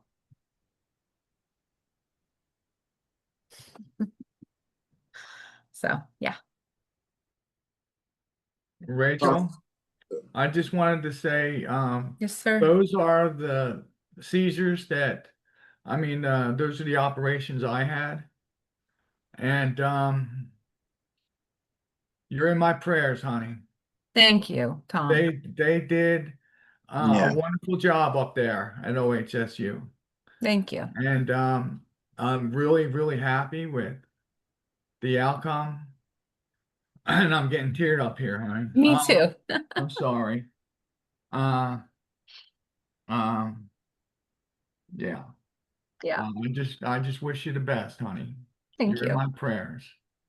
Thank you. And Pokey, I Yeah. wanted to tell you that after my seizure last night, when I woke up this morning, I was reading some of the experiences on the thread. And again, I read that one you had just talked about earlier about walking into somebody's house. You walked on a gentleman's house and sat down on his couch, and uh, I laid down. sat down. I laid Laid down. down? I laid on my arm because I had the Yeah. possible headache. So I'm like, I'm not feeling good. I didn't know it wasn't my house, but I was just like, I'm on this couch. I need to lay down. I'm gonna do that. He wasn't like adamant about me leaving. He was kind of just talking to me. He said that because he said he's seen me get in the ambulance plenty of times outside. So Yeah. he figured it was something wrong. He was like, I didn't know what was wrong, but I've seen you in an ambulance so many times outside this apartment complex that I figured it was I something. understand you got issues. Yeah. So Yeah. me walking in his house, luckily he didn't do anything, but he was really bothered at first. Because like I Well, said, he so put the key anyway, in the door. He put the key in the this door and he twisted it and he pushed the door open and then I just walked past him. So that would have been scary to me, like watching somebody do that. Like this guy just walked in my house and he was a little guy. I'm 6'2", so I think I would have been a little scared being him. But yeah, he was cool. The next day I went back and apologized and I kept telling him, I know somebody here. This ain't your house. So well, he wasn't taking it. my wife and I used to take care of a property up in northern Washington. And I had a seizure one night. And I walked up to this gentleman's house. He and his wife were in bed. I walked up there. I was butt ass naked. Walked into his bedroom and stood over the two of them. And I suppose I just stood there. And I wasn't here. And he woke up and saw me there. He knew I'm epileptic. But he walked me back to the house. Just knocked on the door and opened the door and let me in my house. But the only reason I had forgot all about that until I read your experience again this morning, and I thought, oh my gosh, I remember that. And so that was a long time ago. But I don't think I remember doing that, anything like that, just spacing out and walking off somewhere. My wife I got another one. Pardon I me? got another one where I walked into a rehab and I went in, I told everybody, get the fuck out of here. This is my house. And they were just like yelling and stuff, like, this isn't your house, get out. And I was like arguing with them, this is my house. And we went back and forth. No, it isn't. Yes, it is. And eventually someone that was there, they seen me get in an ambulance down the street. So they were like, I'm going to go get those people that I know were hanging out with him last time he was getting put inside of an ambulance. Luckily, someone seen me. And yeah, he went and got my peoples and they came and got me. And I didn't have to go in an ambulance that time. But yeah, that was the actual first time. And then the most recent was, well, actually, I'm not even sure when it was, but I went to a smoke shop and he didn't tell me when it was, but he told me I came in there and I kind of walked around for like 20 minutes. Smoke shop just as big as my room. So I was walking around the island, I guess, looking at all the bongs and peace pipes and all that stuff. And he said eventually he asked me what I was doing, and I said, shut up. And then I walked out. So recently he told me the story after I told him I've recently been wandering. So I'm not sure if yesterday was a wandering moment, but I was thinking about going to the emergency room. I wasn't even dressed yet, but I was just thinking that. And then I walked to the door and I twist the door. And my stepdad's like, where are you going? And I was like, I don't know. Then I turned around and went and sat down. He was like, are you okay? And I was just like, I'm going to go sit down somewhere and drink some water. I don't know, to be honest. But yeah, this wandering is getting crazy. I don't know which is worse. I think I'd rather tonic clonic somewhere than walk into someone's house because you're more likely, depending on who it is, to get hurt. But yeah, the wandering has been the worst so far. I can accept a focal, but the wandering is getting out of control. Anybody else wake up somewhere that you weren't supposed to be? Besides an ambulance? I will say one of the scariest things that happened to me was I had a seizure in the shower and I woke up on the floor of my bathroom. Like I woke up like I was from a nap and I was like, that could have went so wrong. So I wonder, and it's really weird. Like I said, I think I'm a hyper independent parentified child. So I've been taking care of myself all my life, that I have enough sense before I go out, like, okay, girl, we got to get some coordination done because we risking too much. Like I'll wake up on the floor. My mom said I was putting up, oh, and this is another thing, is I'm learning to stop when I'm tired.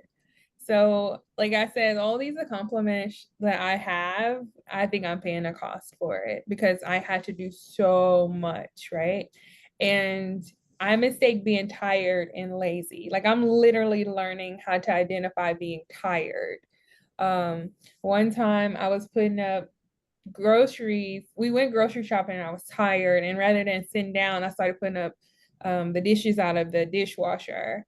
And that was like one of the first time I realized I was having a focal impaired awareness seizure, because my mom said I just closed the door and just slid slowly down on the kitchen counter, like to sit. And she's like, are you okay? And she said, yes. I'll repeat, I'm tired. And she's like, are you okay? And I'm like, I'm tired. Like, I almost feel like I'm battling with my subconscious. It's like, no, we're going to get you to do something. Like, I think my brain is forcing me to nap, to calm down, to resist, trying to resist its needs and do what I need to do to take care of myself. So I think that's really interesting.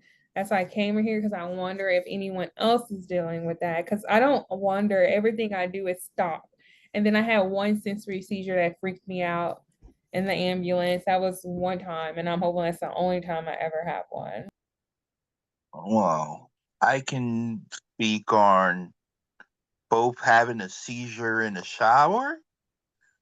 I was living with my best friend at the time, one of my best friends at the time, and his wife. She was downstairs in the kitchen and heard the big thump. He came like right upstairs and had to break his bathroom door open to get me out. Um, you know, and yeah, that's a scary situation.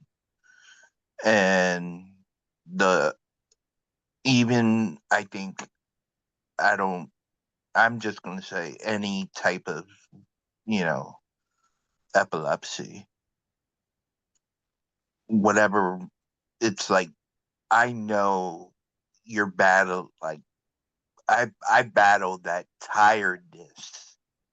Like you want to battle it. It's like I'm tired, but it's like you're battling it, and I battled it through 12-hour shifts of work sometimes. Just I battled it through taking care of a child. You know, it's like, Warrior. yeah, You're a warrior. hard. You're still here to tell your story. Let's see. I had something to say, but I can't exactly remember. Toaster's raising her hand. I Go ahead, Toaster.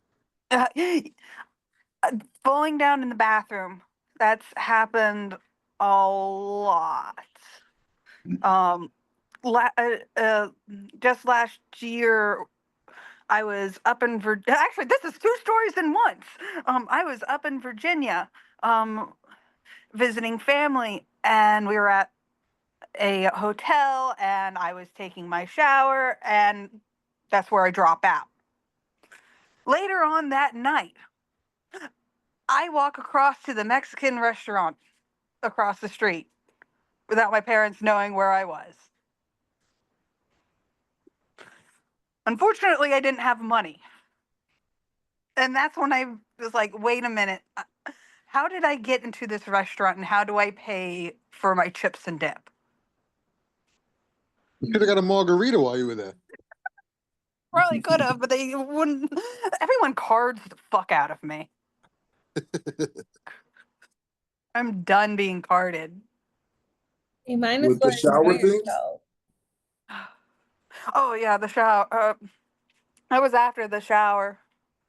I haven't had a seizure in the shower, but not that I'm sure of, not that I can remember.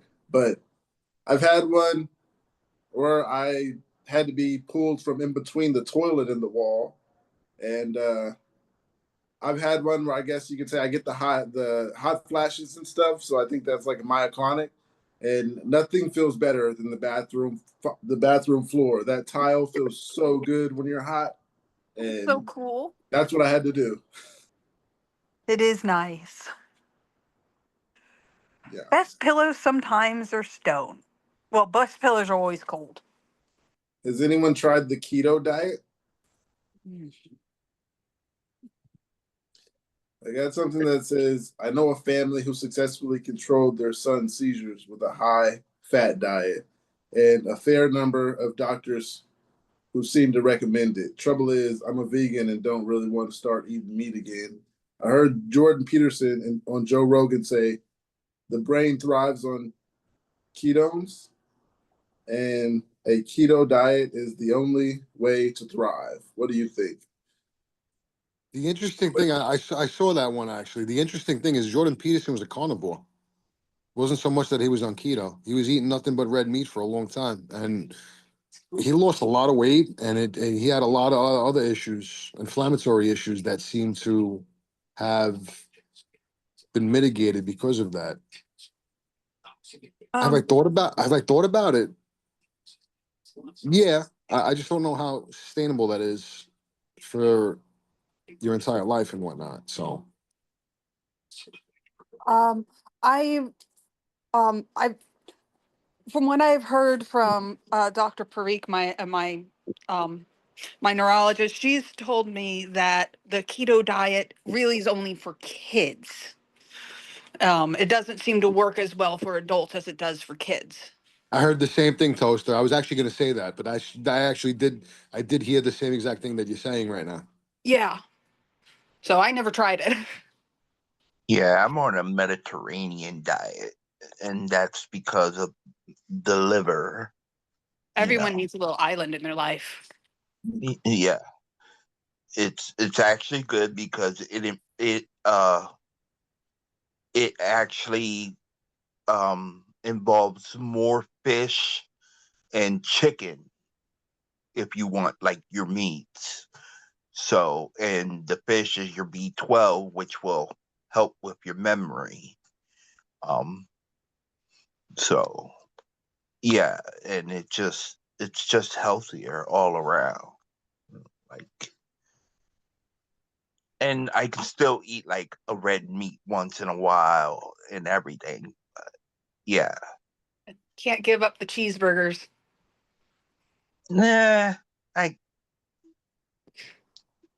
it's I can give them up, but I can't. it's like if I go to a party or something and they got a cheeseburger or a steak or something, I'll eat that. I like my cheeseburgers. Or All right, Ann. okay, Ed. It's great to still see you. Here. Okay, muting myself now. Sorry. Really? Yep, there she is. Oh, she's gone. I got something else here that says, have you tried the keto diet from a different person? No. It says it will stop all of your seizures immediately with no side effects. It will dramatically improve your sex life and cause millions of dollars to appear in your bank account with no explanation. Your employer will give you a 3 times raise and tell you to take an extended sabbatical like Keanu Reeves in The Matrix. You will wake up one morning and realize that you suddenly know Taekwondo with no study of training. In addition to curing your epilepsy, you will astonish your PCP, primary care physician, as you will have become a pristine biological specimen with no detectable physical or psychological ailments. And they will beg and gravel you to go on a road trip visiting every medical teaching and research facility so they may also marvel at your idealized form. World leaders will hang on your every word, as your wisdom will immediately be recognized as the highest practical knowledge available to mankind. Even as academic experts cling to your every word to cut through the tangled webs of research and theoretical and emotional pursuits, that was all. I don't believe any of it. I'm just gonna move on. That was kind of not a question. We're different for different people, but yeah.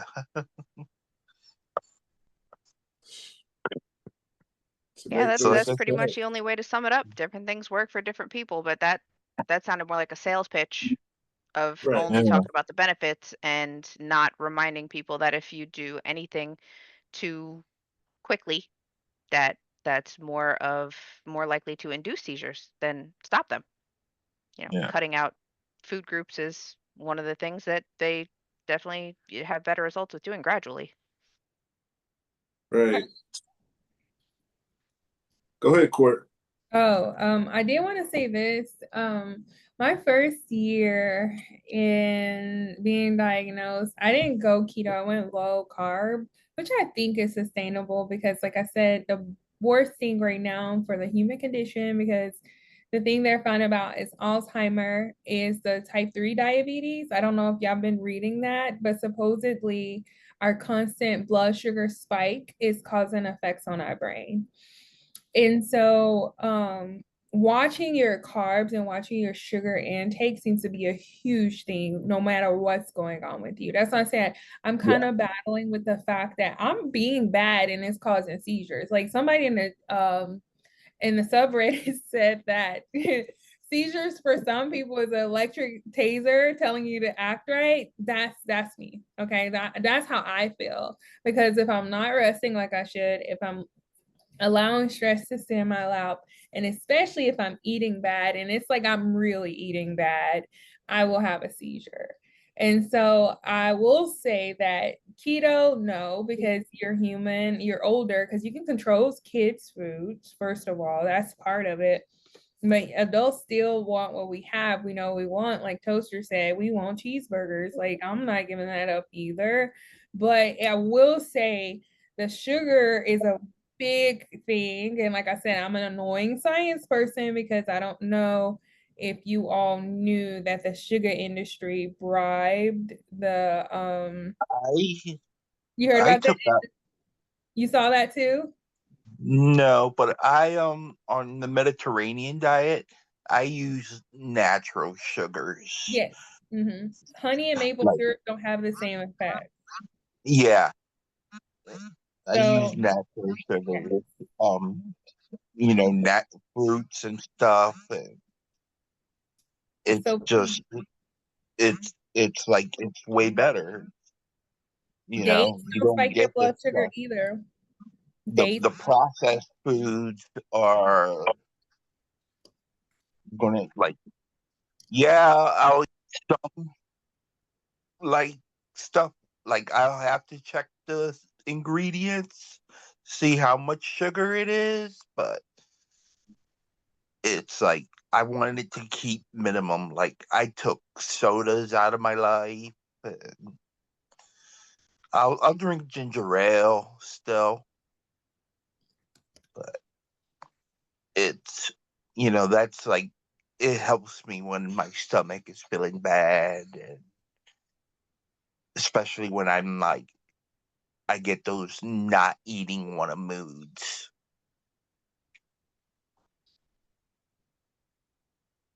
Anyone want to follow up on that? The the not eating. Yeah. I you mentioned going through phases of not eating. Um, this is gonna sound strange. Do you take Excopri? No. No. Okay. Because as soon as I got on Excopri, my food intake dropped dramatically. I couldn't. It dropped my I did. I still eat. No, I'm not giving up my cheeseburgers. But you are correct. There are times when I just don't eat, and then I think Court said that because if she is eating bad, eating's important. There, I said it. Yeah, eating healthy is important. You want your healthy foods, you want your healthy, everything. Like you want your healthy fats, you want your healthy vegetables, and like even eating for me, like if I eat too much leafy stuff, I gotta be careful because that can lead to like kidney stones or whatever.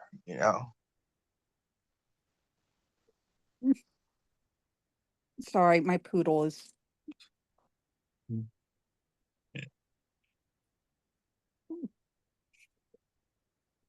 I got something else. It says people don't realize how isolating epilepsy is. I'm a university student and I have never felt more isolated than trying to make friends on my course as someone who doesn't drink and generally can't do late nights out. I feel like all forms of socialism for students revolves around alcohol, pubs, and clubs, and it's so frustrating. I want to hang out and make friends, but drinking environments are so alienating. Whenever I suggest another type of outing to friends I have made, going to the pub or a pint of something, description is inevitably added to my itinerary. I don't want to sit in the pub and pay all this money for soft drinks while everyone else gets wasted. I get very downtrodden as the prospect of all my social life looking like this forever. I'm already not great at making friends, and there aren't really any sober socials near me. Does anyone feel similar to this, or have any advice? When I was younger, I felt like that social outcast, but I never wanted to like use that to fit in, like drinking and stuff. Yeah, it is like just drinking can lead to more depression, and it messes with your medication. You know, like it'll throw it all off. Yeah, it is isolating. I've had my isolating points where I just don't want to be bothered. I don't want to leave. I don't want to leave the room sometimes. Mm. And sometimes I don't even have a reason that I could really like point out. And I just feel like I don't want to leave the room, and I feel like I should be sitting in bed. Yeah, that can be hard. Yeah, And my that's kind friends of forced another me. form of depression, also, I think. Go ahead, Toaster. Um, you know what? I forgot what I was going to say. Never mind. It's all right. It happens. Right. Yeah, I definitely feel isolated to a degree. Yeah, you know, I Yeah, just my get that. cousin and my friends are the ones that forced me out. It's like you're going out. Oh, that's nice though. So you have people to Like take we're care going of to you. movies. We're going to do this. It's like okay, What time are you picking me up? that's pretty much it. My cousin's like, yeah, I'll come get you.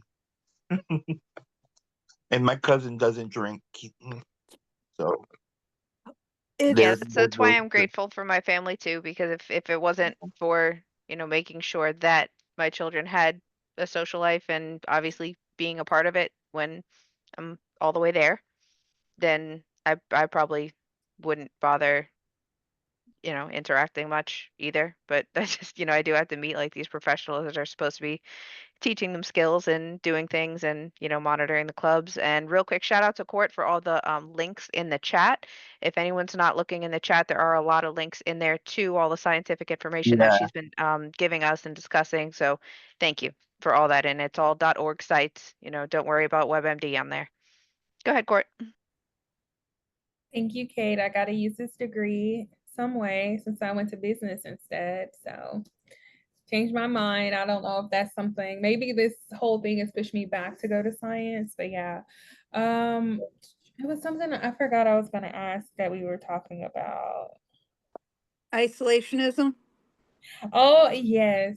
Um, I'm a huge social person. I think y'all may have caught on to that. And I have been inside a lot. And so one of my closest friends like forced me to go to a concert. And I go to concerts a lot. And so she was like, "You belong outside." Like, she's like, "I get you're going what you're going through, but you know you're not supposed to be in there." I traveled to 3 countries by myself at one point. Wow. So it's very, very Which 3? Toronto. Well, I'll tell you the cities: Toronto, Paris, London. So, Nice. and it was just a thing where I was like, "Oh, I'm leaving Texas. It's $500 cheaper to go to London from Toronto." Click. Like, that's how my life has been. And that was 10 years ago. So it's just a lot for us. And it makes me so, so sad for us because, especially if you are a curious person, if you love exploring, I'm also online a lot too. So I have to back off that too because I am seeing I'm getting a little bit too addicted to being behind a screen. So it's a lot. It makes me sad for all of us because you can't describe it unless like you experience, you cannot describe it. People always have a solution and you're like, "No, actually that makes me want to leap from the window." And then they're like, "What? Don't tell me what you think you know, please. Like, this shit sucks." So yeah. So sir, I'm sorry, you have your hand. No, no, no, no, no. You mentioned behind the screen, and my mind jumped. Um, I, uh, my son's been having problems getting to sleep lately, and I don't want him to take melatonin every single night. So we've looked up other ways to help children sleep, and come to find out that it affects everyone, but the blue lights in our phones and our TVs and stuff affect our melatonin output. And yes, I was from a .org. I just didn't save the link, so I can't post it. Yeah, think about that. Like those links that you sent, Court. Some of those you can talk about them. So when I post this, they'll be able to see those links, and I can post the links also. They'll know what they're about. But explain some of those because I haven't been able to look at them yet. But I feel bad because I'm just in here. I'm Don't feel new and I'm already like, here's my slideshow, y'all. This shit sucks because you can't eat sugar. Stop eating sugar, okay? It's dates, honey, and maple syrup. Maple syrup don't spike your blood sugar as much. What happened was, love it. The lobbyists for the sugar industry bribed America. They bribed basically to say fat causes fat, like fat lie, like that's what happened. Sugar is technically the one that's really causing a heart disease because of the insulin spikes. It's reducing your insulin resistance, which really controls the spike. And the more it happens, it weakens your immune system. It causes inflammatory and it also causes stress. So sugar is just not our friend unless, like Angel mentioned, unless it is natural. Dates, you see how if you've ever had a date, you see how sweet it tastes. It will not spike your blood sugar as much. I don't think it really. Angel, back me up. Does it spike your blood sugar if you eat dates? Do you know? No, I don't think I had a date though. I don't. Let me Google this real quick. Anyway, I'm just gonna continue. Blood sugar, But honey. the maple syrup, it's like don't go getting like, oh, what is it? What's it? Aunt Jemima's maple syrup. Yeah, It's gotta thank be like you. natural maple syrup. It has to be natural and processed. Processed food sucks, period. If you can't eat it and it needs to be refrigerated, you probably shouldn't eat it. If it And can't in be dried America, out and be safe, if you have to be like, "Oh my God, let me put this up before," if it's like that, it's safe. Like, if it's not good for the mold and the bacteria, it shouldn't be good for you. That's a yeah, good way to kind of point it out. Unless this pasta is dried out, that's fine. If it's things like that, but you still got to be careful with pasta because also carbohydrates, period, can spike your blood sugar. Again, it's kind of considered a process. So yeah, rice you have to be careful with as well. And I'm Spanish, so I still have to eat my rice. Yeah. you said what, Angel? I said I'm Spanish, so I still have Hey, to eat my listen, rice. there's no hating because your girl here gonna probably make some fried rice sometime this week. Don't worry about it. I'm also a huge foodie. I actually had kind of like a food business because I'm gluten intolerant as well. So that's something. Rice and beans. I'm a beaner. See, so I think it's a lot. If y'all want some like really interesting science stuff when it comes to diet and how in America, unfortunately, we have been lied to in a lot of ways about our health for profit. It's just a fact. And like I said, the lobbyists lied. And as you can see, like I said, that sugar with inflammation problems, boom, Alzheimer's kind of linked to being type 3 diabetes. That's like the continuation. Please just watch out for processed sugar. Look and see what helps you. I'm lucky that I always like tea unsweetened. And so that's something just to consider different. And that's what I'm saying. Like Toaster can agree. Like I feel like I get taste when I eat right, y'all. I had macaroni and cheese yesterday and I had a seizure. Like I said, I'm not supposed to be eating this. I'm telling my blood sugar spiked though. So so I just think about that, y'all. Please don't take it lightly. You'll be surprised. Like I wouldn't be surprised if processed sugar might make life easier for us if we get rid of it. Just consider that. Lower it. So yeah. Hey, any natural recipes are welcome. And the sucky part is all the healthiest stuff are the most expensive stuff in America. I hear that a lot. And that's It's hard to why eat. I'm asking for the recipes. So that way we can try to revamp the pancake mix. I hear people say there's that a flour, lot. but maple syrup is from Canada. So if it says grade A or B maple syrup, get that one. Honey, get local honey because it can help with your allergens. Dates are a really good fulfilling snack. It also is the best thing to break fast with. A lot of Muslims I use figs. Is figs part of the dates group? No, but figs are good too. And then please consider fiber. Fiber also prevent blood sugar spikes. High protein prevents blood sugar spikes. So please sugar is our enemy. And when you know it gets that spike, you spike your sugar, but your head is like, hell yeah, I'm invited to this party. But that party you want to get uninvited. This is where you want to be isolated with our little epilepsy. You want to be isolated from the sugar, y'all.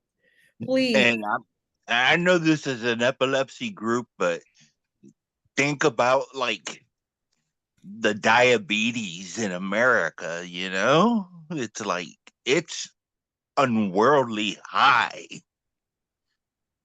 It's just so unworldly. Go ahead, Angel. Go ahead. I hear a lot of people that do talk about eating healthy is really expensive. That's why they don't, but they want to. So yeah, that's what I heard you say. Yeah. Yeah, and some people just can't give up what they were used to eating for so long. It wasn't you, Court. Me. I eat anything and everything. If it's got salt, sugar, grease, fat, that's what I eat. I think that if it doesn't taste good, it's not good for you. No. How does that go? No, if it tastes, if it tastes good, it's bad for you. That's the way it goes. But I guess I don't know. I've just got one of those metabolisms where you see, I'm 64. I weigh 170 pounds. In high school, I weighed 165 pounds. And I would eat anything and everything. And my wife hates me truly hates me, but Yeah. I'm one of the few, I guess. Yeah, I understand that. The metabolism burning up so fast. Oh, it's going to, the bottoms will drop out. I know it. Yeah. I know I it will. It's remember going to. I know that. I remember when I can go through a whole box. I said it one time before. It's like I can go through a whole large box of pizza all by myself. And, sooner or later I got Nash, and that's when I had to Doritos get are my healthy. friend. I eat all kinds of good, rotten, not good for you stuff. But I don't know. I don't know how not to. Yeah. I have a problem eating at all. Like I don't get those like cues to eat. Basically, like we've said that before. Cues to eat, they Yeah. aren't even around anymore. I I just I eat when I think I need to eat, but I sometimes that force time doesn't even myself come a because breakfast I and a can't. dinner every day. Come again? I force myself a breakfast and a dinner every day. I can't even do that for some reason. It just doesn't work. I I just get to know. the plate and I'm like, I don't want this. Like, I don't feel like I can even put it in my mouth. The only I, time I I have eat, to because of the pills, but the only times I can't eat is after a seizure, after a grand mal. I eat at work. I have a sandwich, and then at night when I get home, I don't get home till 7 o'clock. And so watching TV is I eat junk food. I don't eat breakfast, and I eat a sandwich at 4 o'clock.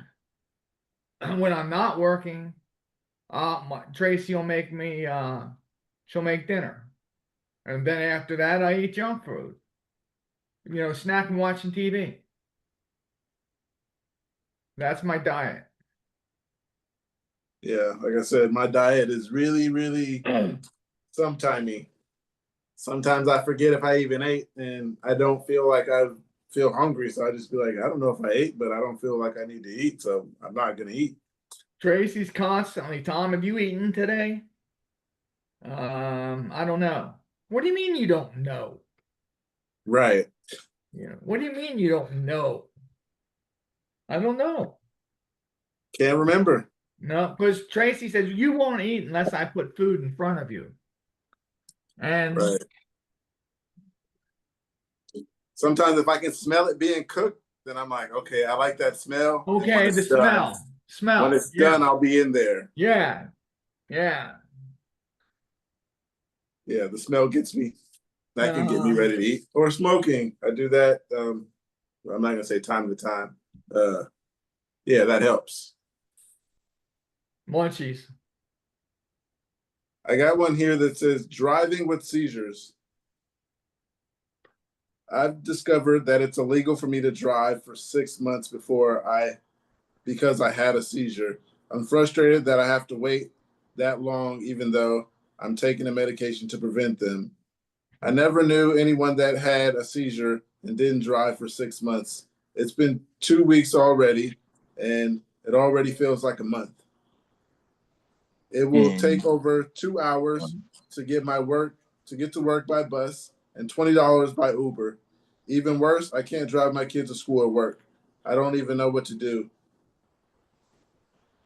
I made a comment yesterday. Somebody posted that they just got a job and um and they just got their car back or something. They're able to drive now.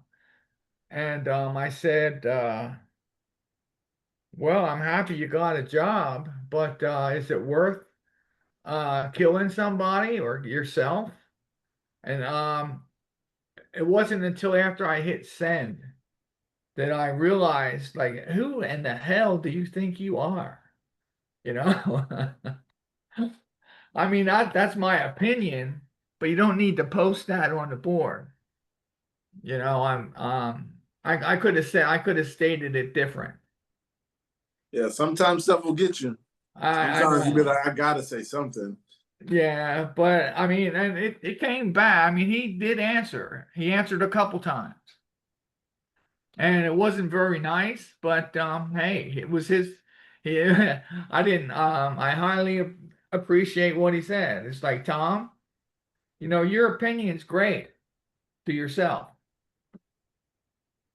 You don't need to be telling people what they should do. That's not your place. And I'm sorry that if any of you read it, yeah, I didn't read it, good. but I got something under Okay. that I post. didn't read It that. says, "Go ahead, Angel." Oh, I didn't. It's about the driving. I didn't read that, but yeah, I made my decision not to drive a long Yeah, me time too. ago, Yeah. and I went. I know I posted this on a board that was talking about driving, and I said I went like I know how, young people, like when you're young, you want to drive and everything, and it's like after a big grand mal came, I went on a 3-year seizure free period, and a big grand mal came. I done my like everything I needed to do except the final, okay, here's your driver's license thing. And I said, nope, not worth it. I'm not gonna Not like gonna kill I'm somebody? yeah, it's not gonna. It's like I live in a city where public transportation can get me around easily, you know? And I have a good support system too. Yeah, same. Yeah. Toaster. Hi, I was used to be an idiot. Well, Haven't okay, I'm we still an all? idiot. um, so when okay, it was actually several years after I got diagnosed. Um, we moved back to North Carolina, and my daughter, well, my stepdaughter, same one I was talking about earlier, is now a teenager, and she needs to learn how to drive. Mm-mm. You have to have a certified drive or a licensed driver to be the other person in the car when someone has their learner's permit. Right. So it was illegal for me to be in the passenger seat and teaching her how to drive. I did it anyway. She's 24 now. She's had her driver's license for years, so I don't think it will come back and bite us in the butt. Oh crap, this is being recorded. Don't send this to the courts, Pookie. Be all right. One of the comments says, "My 20-year-old hasn't driven in 10 months and may never drive again. It sucks, but no one dies that way." That's how I feel. I won't drive because I don't want to hurt anybody else. Right. Hey, Brandon. Hey, what's up, Pookie? I had a seizure yesterday and I knew it was coming and I was aware during it and of it. Today, when I eat, my stomach hurts. Is that common, normal? What can I do? Should I be concerned for my stomach pains when I eat? I never had that, but I've heard of it. So, Personally, never experienced that. Anybody else? I've heard of people like having bad diets where they throw up when they after seizures and stuff. So I don't know about the stomach pain. Haven't had that. Well, I mean, if you're hungry, you need to eat. If Right. you're having, yeah. Did, Go ahead, Toaster. how many of you guys get seizures like from lack of eating? Like, have you ever like just had a bad stretch where you just weren't eating that much and it led to seizures? Yep. Yeah. So one day I just felt like that. One day after all those days, I felt like, okay, now I need to eat. There's something telling me, something grabbing me from the inside. And eventually I was like, I'm not hungry. It's like, let me get something to drink and go back to doing what I was doing. Got something to drink, and yeah, the bottle of water was on the floor when I came to, no cap on. So That's how that goes. You gotta eat. Mine was fasting. So part of a diet, trendy thing, just supposedly some kind of like detox was the first couple days not supposed to eat or drink, not consume anything but like, the usual amount of water. And on the third day, that's when I had a bad one, like the second night into the third day, and that's u- usually what happens when I go off my meds. Go ahead, Court, your hands up. You remember I said when I have seizures, it's like getting tased when I'm being bad. I can't fast. And that's why I ran and made I forgot I didn't eat as lunch. Like I literally have to eat 3 meals now. If I don't eat breakfast, it's a risk. And I have to drink water with electrolytes. Lunch I have to eat, and then I have to eat before 7 because if I'm still digesting food when I'm asleep, I'm not gonna sleep well. And then another risk. No sleep well, risk for seizure next day. Like that's what I'm saying. I feel like I have to be a really good kid and eat everything correctly, do everything correctly, even on my meds. If not, I'm gonna have a seizure. That's what I'm saying. It's so weird because I'm only having the focal impaired awareness seizures, but the tonic colonics are under control. So who else? Anybody else have that problem? It's only I call them mini seizures. Anybody else have that issue? For the most part, my tonic-clonics are under control. The last one that I had was in November of 2023. So since then, it has just been at least 10 partials a month. But that is, I credit that to the RNS, the brain implant. They've got a couple electrodes in there that are supposedly catching on to when the vocals start, and it's supposed to send a spike to prevent it from generalizing. And for the most part, it seems like it's doing the job. Yeah, I don't trust NeuroPace at all because they don't let me see my own data. But like I do have to be grateful for that, having much less tonic-clonics, but still definitely uncontrolled partials. Brandon, you have something? Oh, sorry. I made a face because I was thrown off when you said that they don't let you see your own data. That is wild to me, and I just don't understand why it's that way. I tried to get through to the rep at NeuroPace. Spoke to first a salesperson, like entry level type, who was just still just reiterating all the benefits and what good it does. And finally, they linked me to somebody from the technical side who sounded like they had never spoken to a patient before, because that was their opening line. You're the first patient who has ever asked to see their data. And the reason that we don't share it is because you wouldn't be able to comprehend it. So the Let most me make that condescending thing to say, That is and then so condescending. Oh my God. suggesting that the only thing I could do was to get in contact with the doctor, the neurologist, because they're the ones who are, supposedly have the way better just a capability of explaining it. So, just out of respect, see what happens. Next thing I do is call the doctor. NP gets back to me and says that the best we can do for you is a screenshot. Next time you're in, they'll pull up and I'm telling you, it's a bar graph. What started this was somebody else's post on Reddit showing that bar graph of less and less tonic-clonics. But what I was most interested in is the voltage. You can see what they're changing on the settings, and I'm curious about that. So I think we all would be. Yeah. yeah, I kind of want to know what you're doing to my brain. How much faster is this going to kill the battery and require another surgery?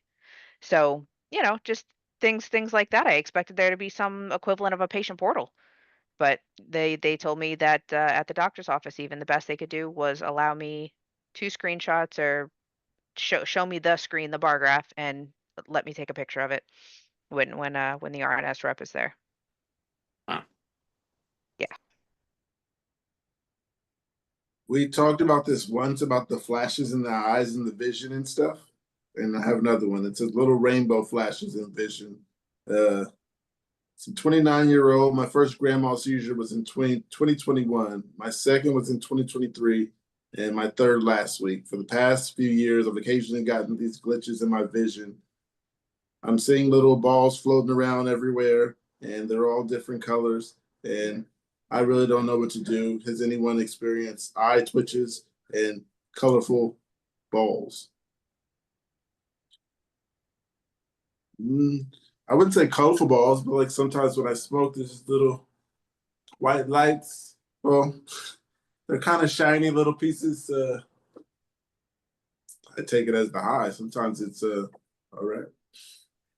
It might not be the high. I call them stars, but that's Yeah. usually what I can tell when I'm coming out or going into one. Because I always say I never have auras, but I know sometimes in my notes I write down something about seeing stars. I usually get that when I don't smoke for a while. So it's like that. It's sometimes it's that. It's like this high, your tolerances came down so much. Enjoy this real quick. Yeah, well, I can get visual auras that are, I'm not sure if they're balls. Maybe I've had balls too, but I've definitely had like rainbow colored water vision. I don't know if anybody else recognizes that, but my doctor recognized it when I said it to him. No, and I would assume that that is auras. Or else go to the optometrist and just make sure that you're not having problems. My husband has glaucoma. Sometimes glaucoma can lead to things like that. So might want to get both things looked at. I don't know. Not a doctor. This one actually wasn't finished. The person tagged something in the comments. They said, sometimes I'll be reading on my phone, for example, and for a split second, the text looks like it jumps out of place to make room for a weird little glitch in my vision. These glitches amp up severely right before a seizure. What are these? I've still been getting them daily since that last seizure. I have them pretty frequently now. Doctors don't seem to know why. Yeah. And wait, so Gotta go to a different doctor, get another opinion. the comment said that it's when they're just like reading on their phone. Yeah, sometimes when they're reading on the phone, it says, So yeah, I was gonna say, because that happens to me a lot. Like if I'm just scrolling through Reddit and just reading stuff, and I've always kind of attributed it to just the overstimulation of information, where I'm trying to process too much at one time. Uh, so that might be what they're feeling, where they just need to slow down and like actually process what they're reading. I don't know. That's how it's helped me. Like when that happens to me, it helps for me to slow down. So yeah, last time, forgot what I was gonna say. So, yeah. I got another one that says alcoholic seizures.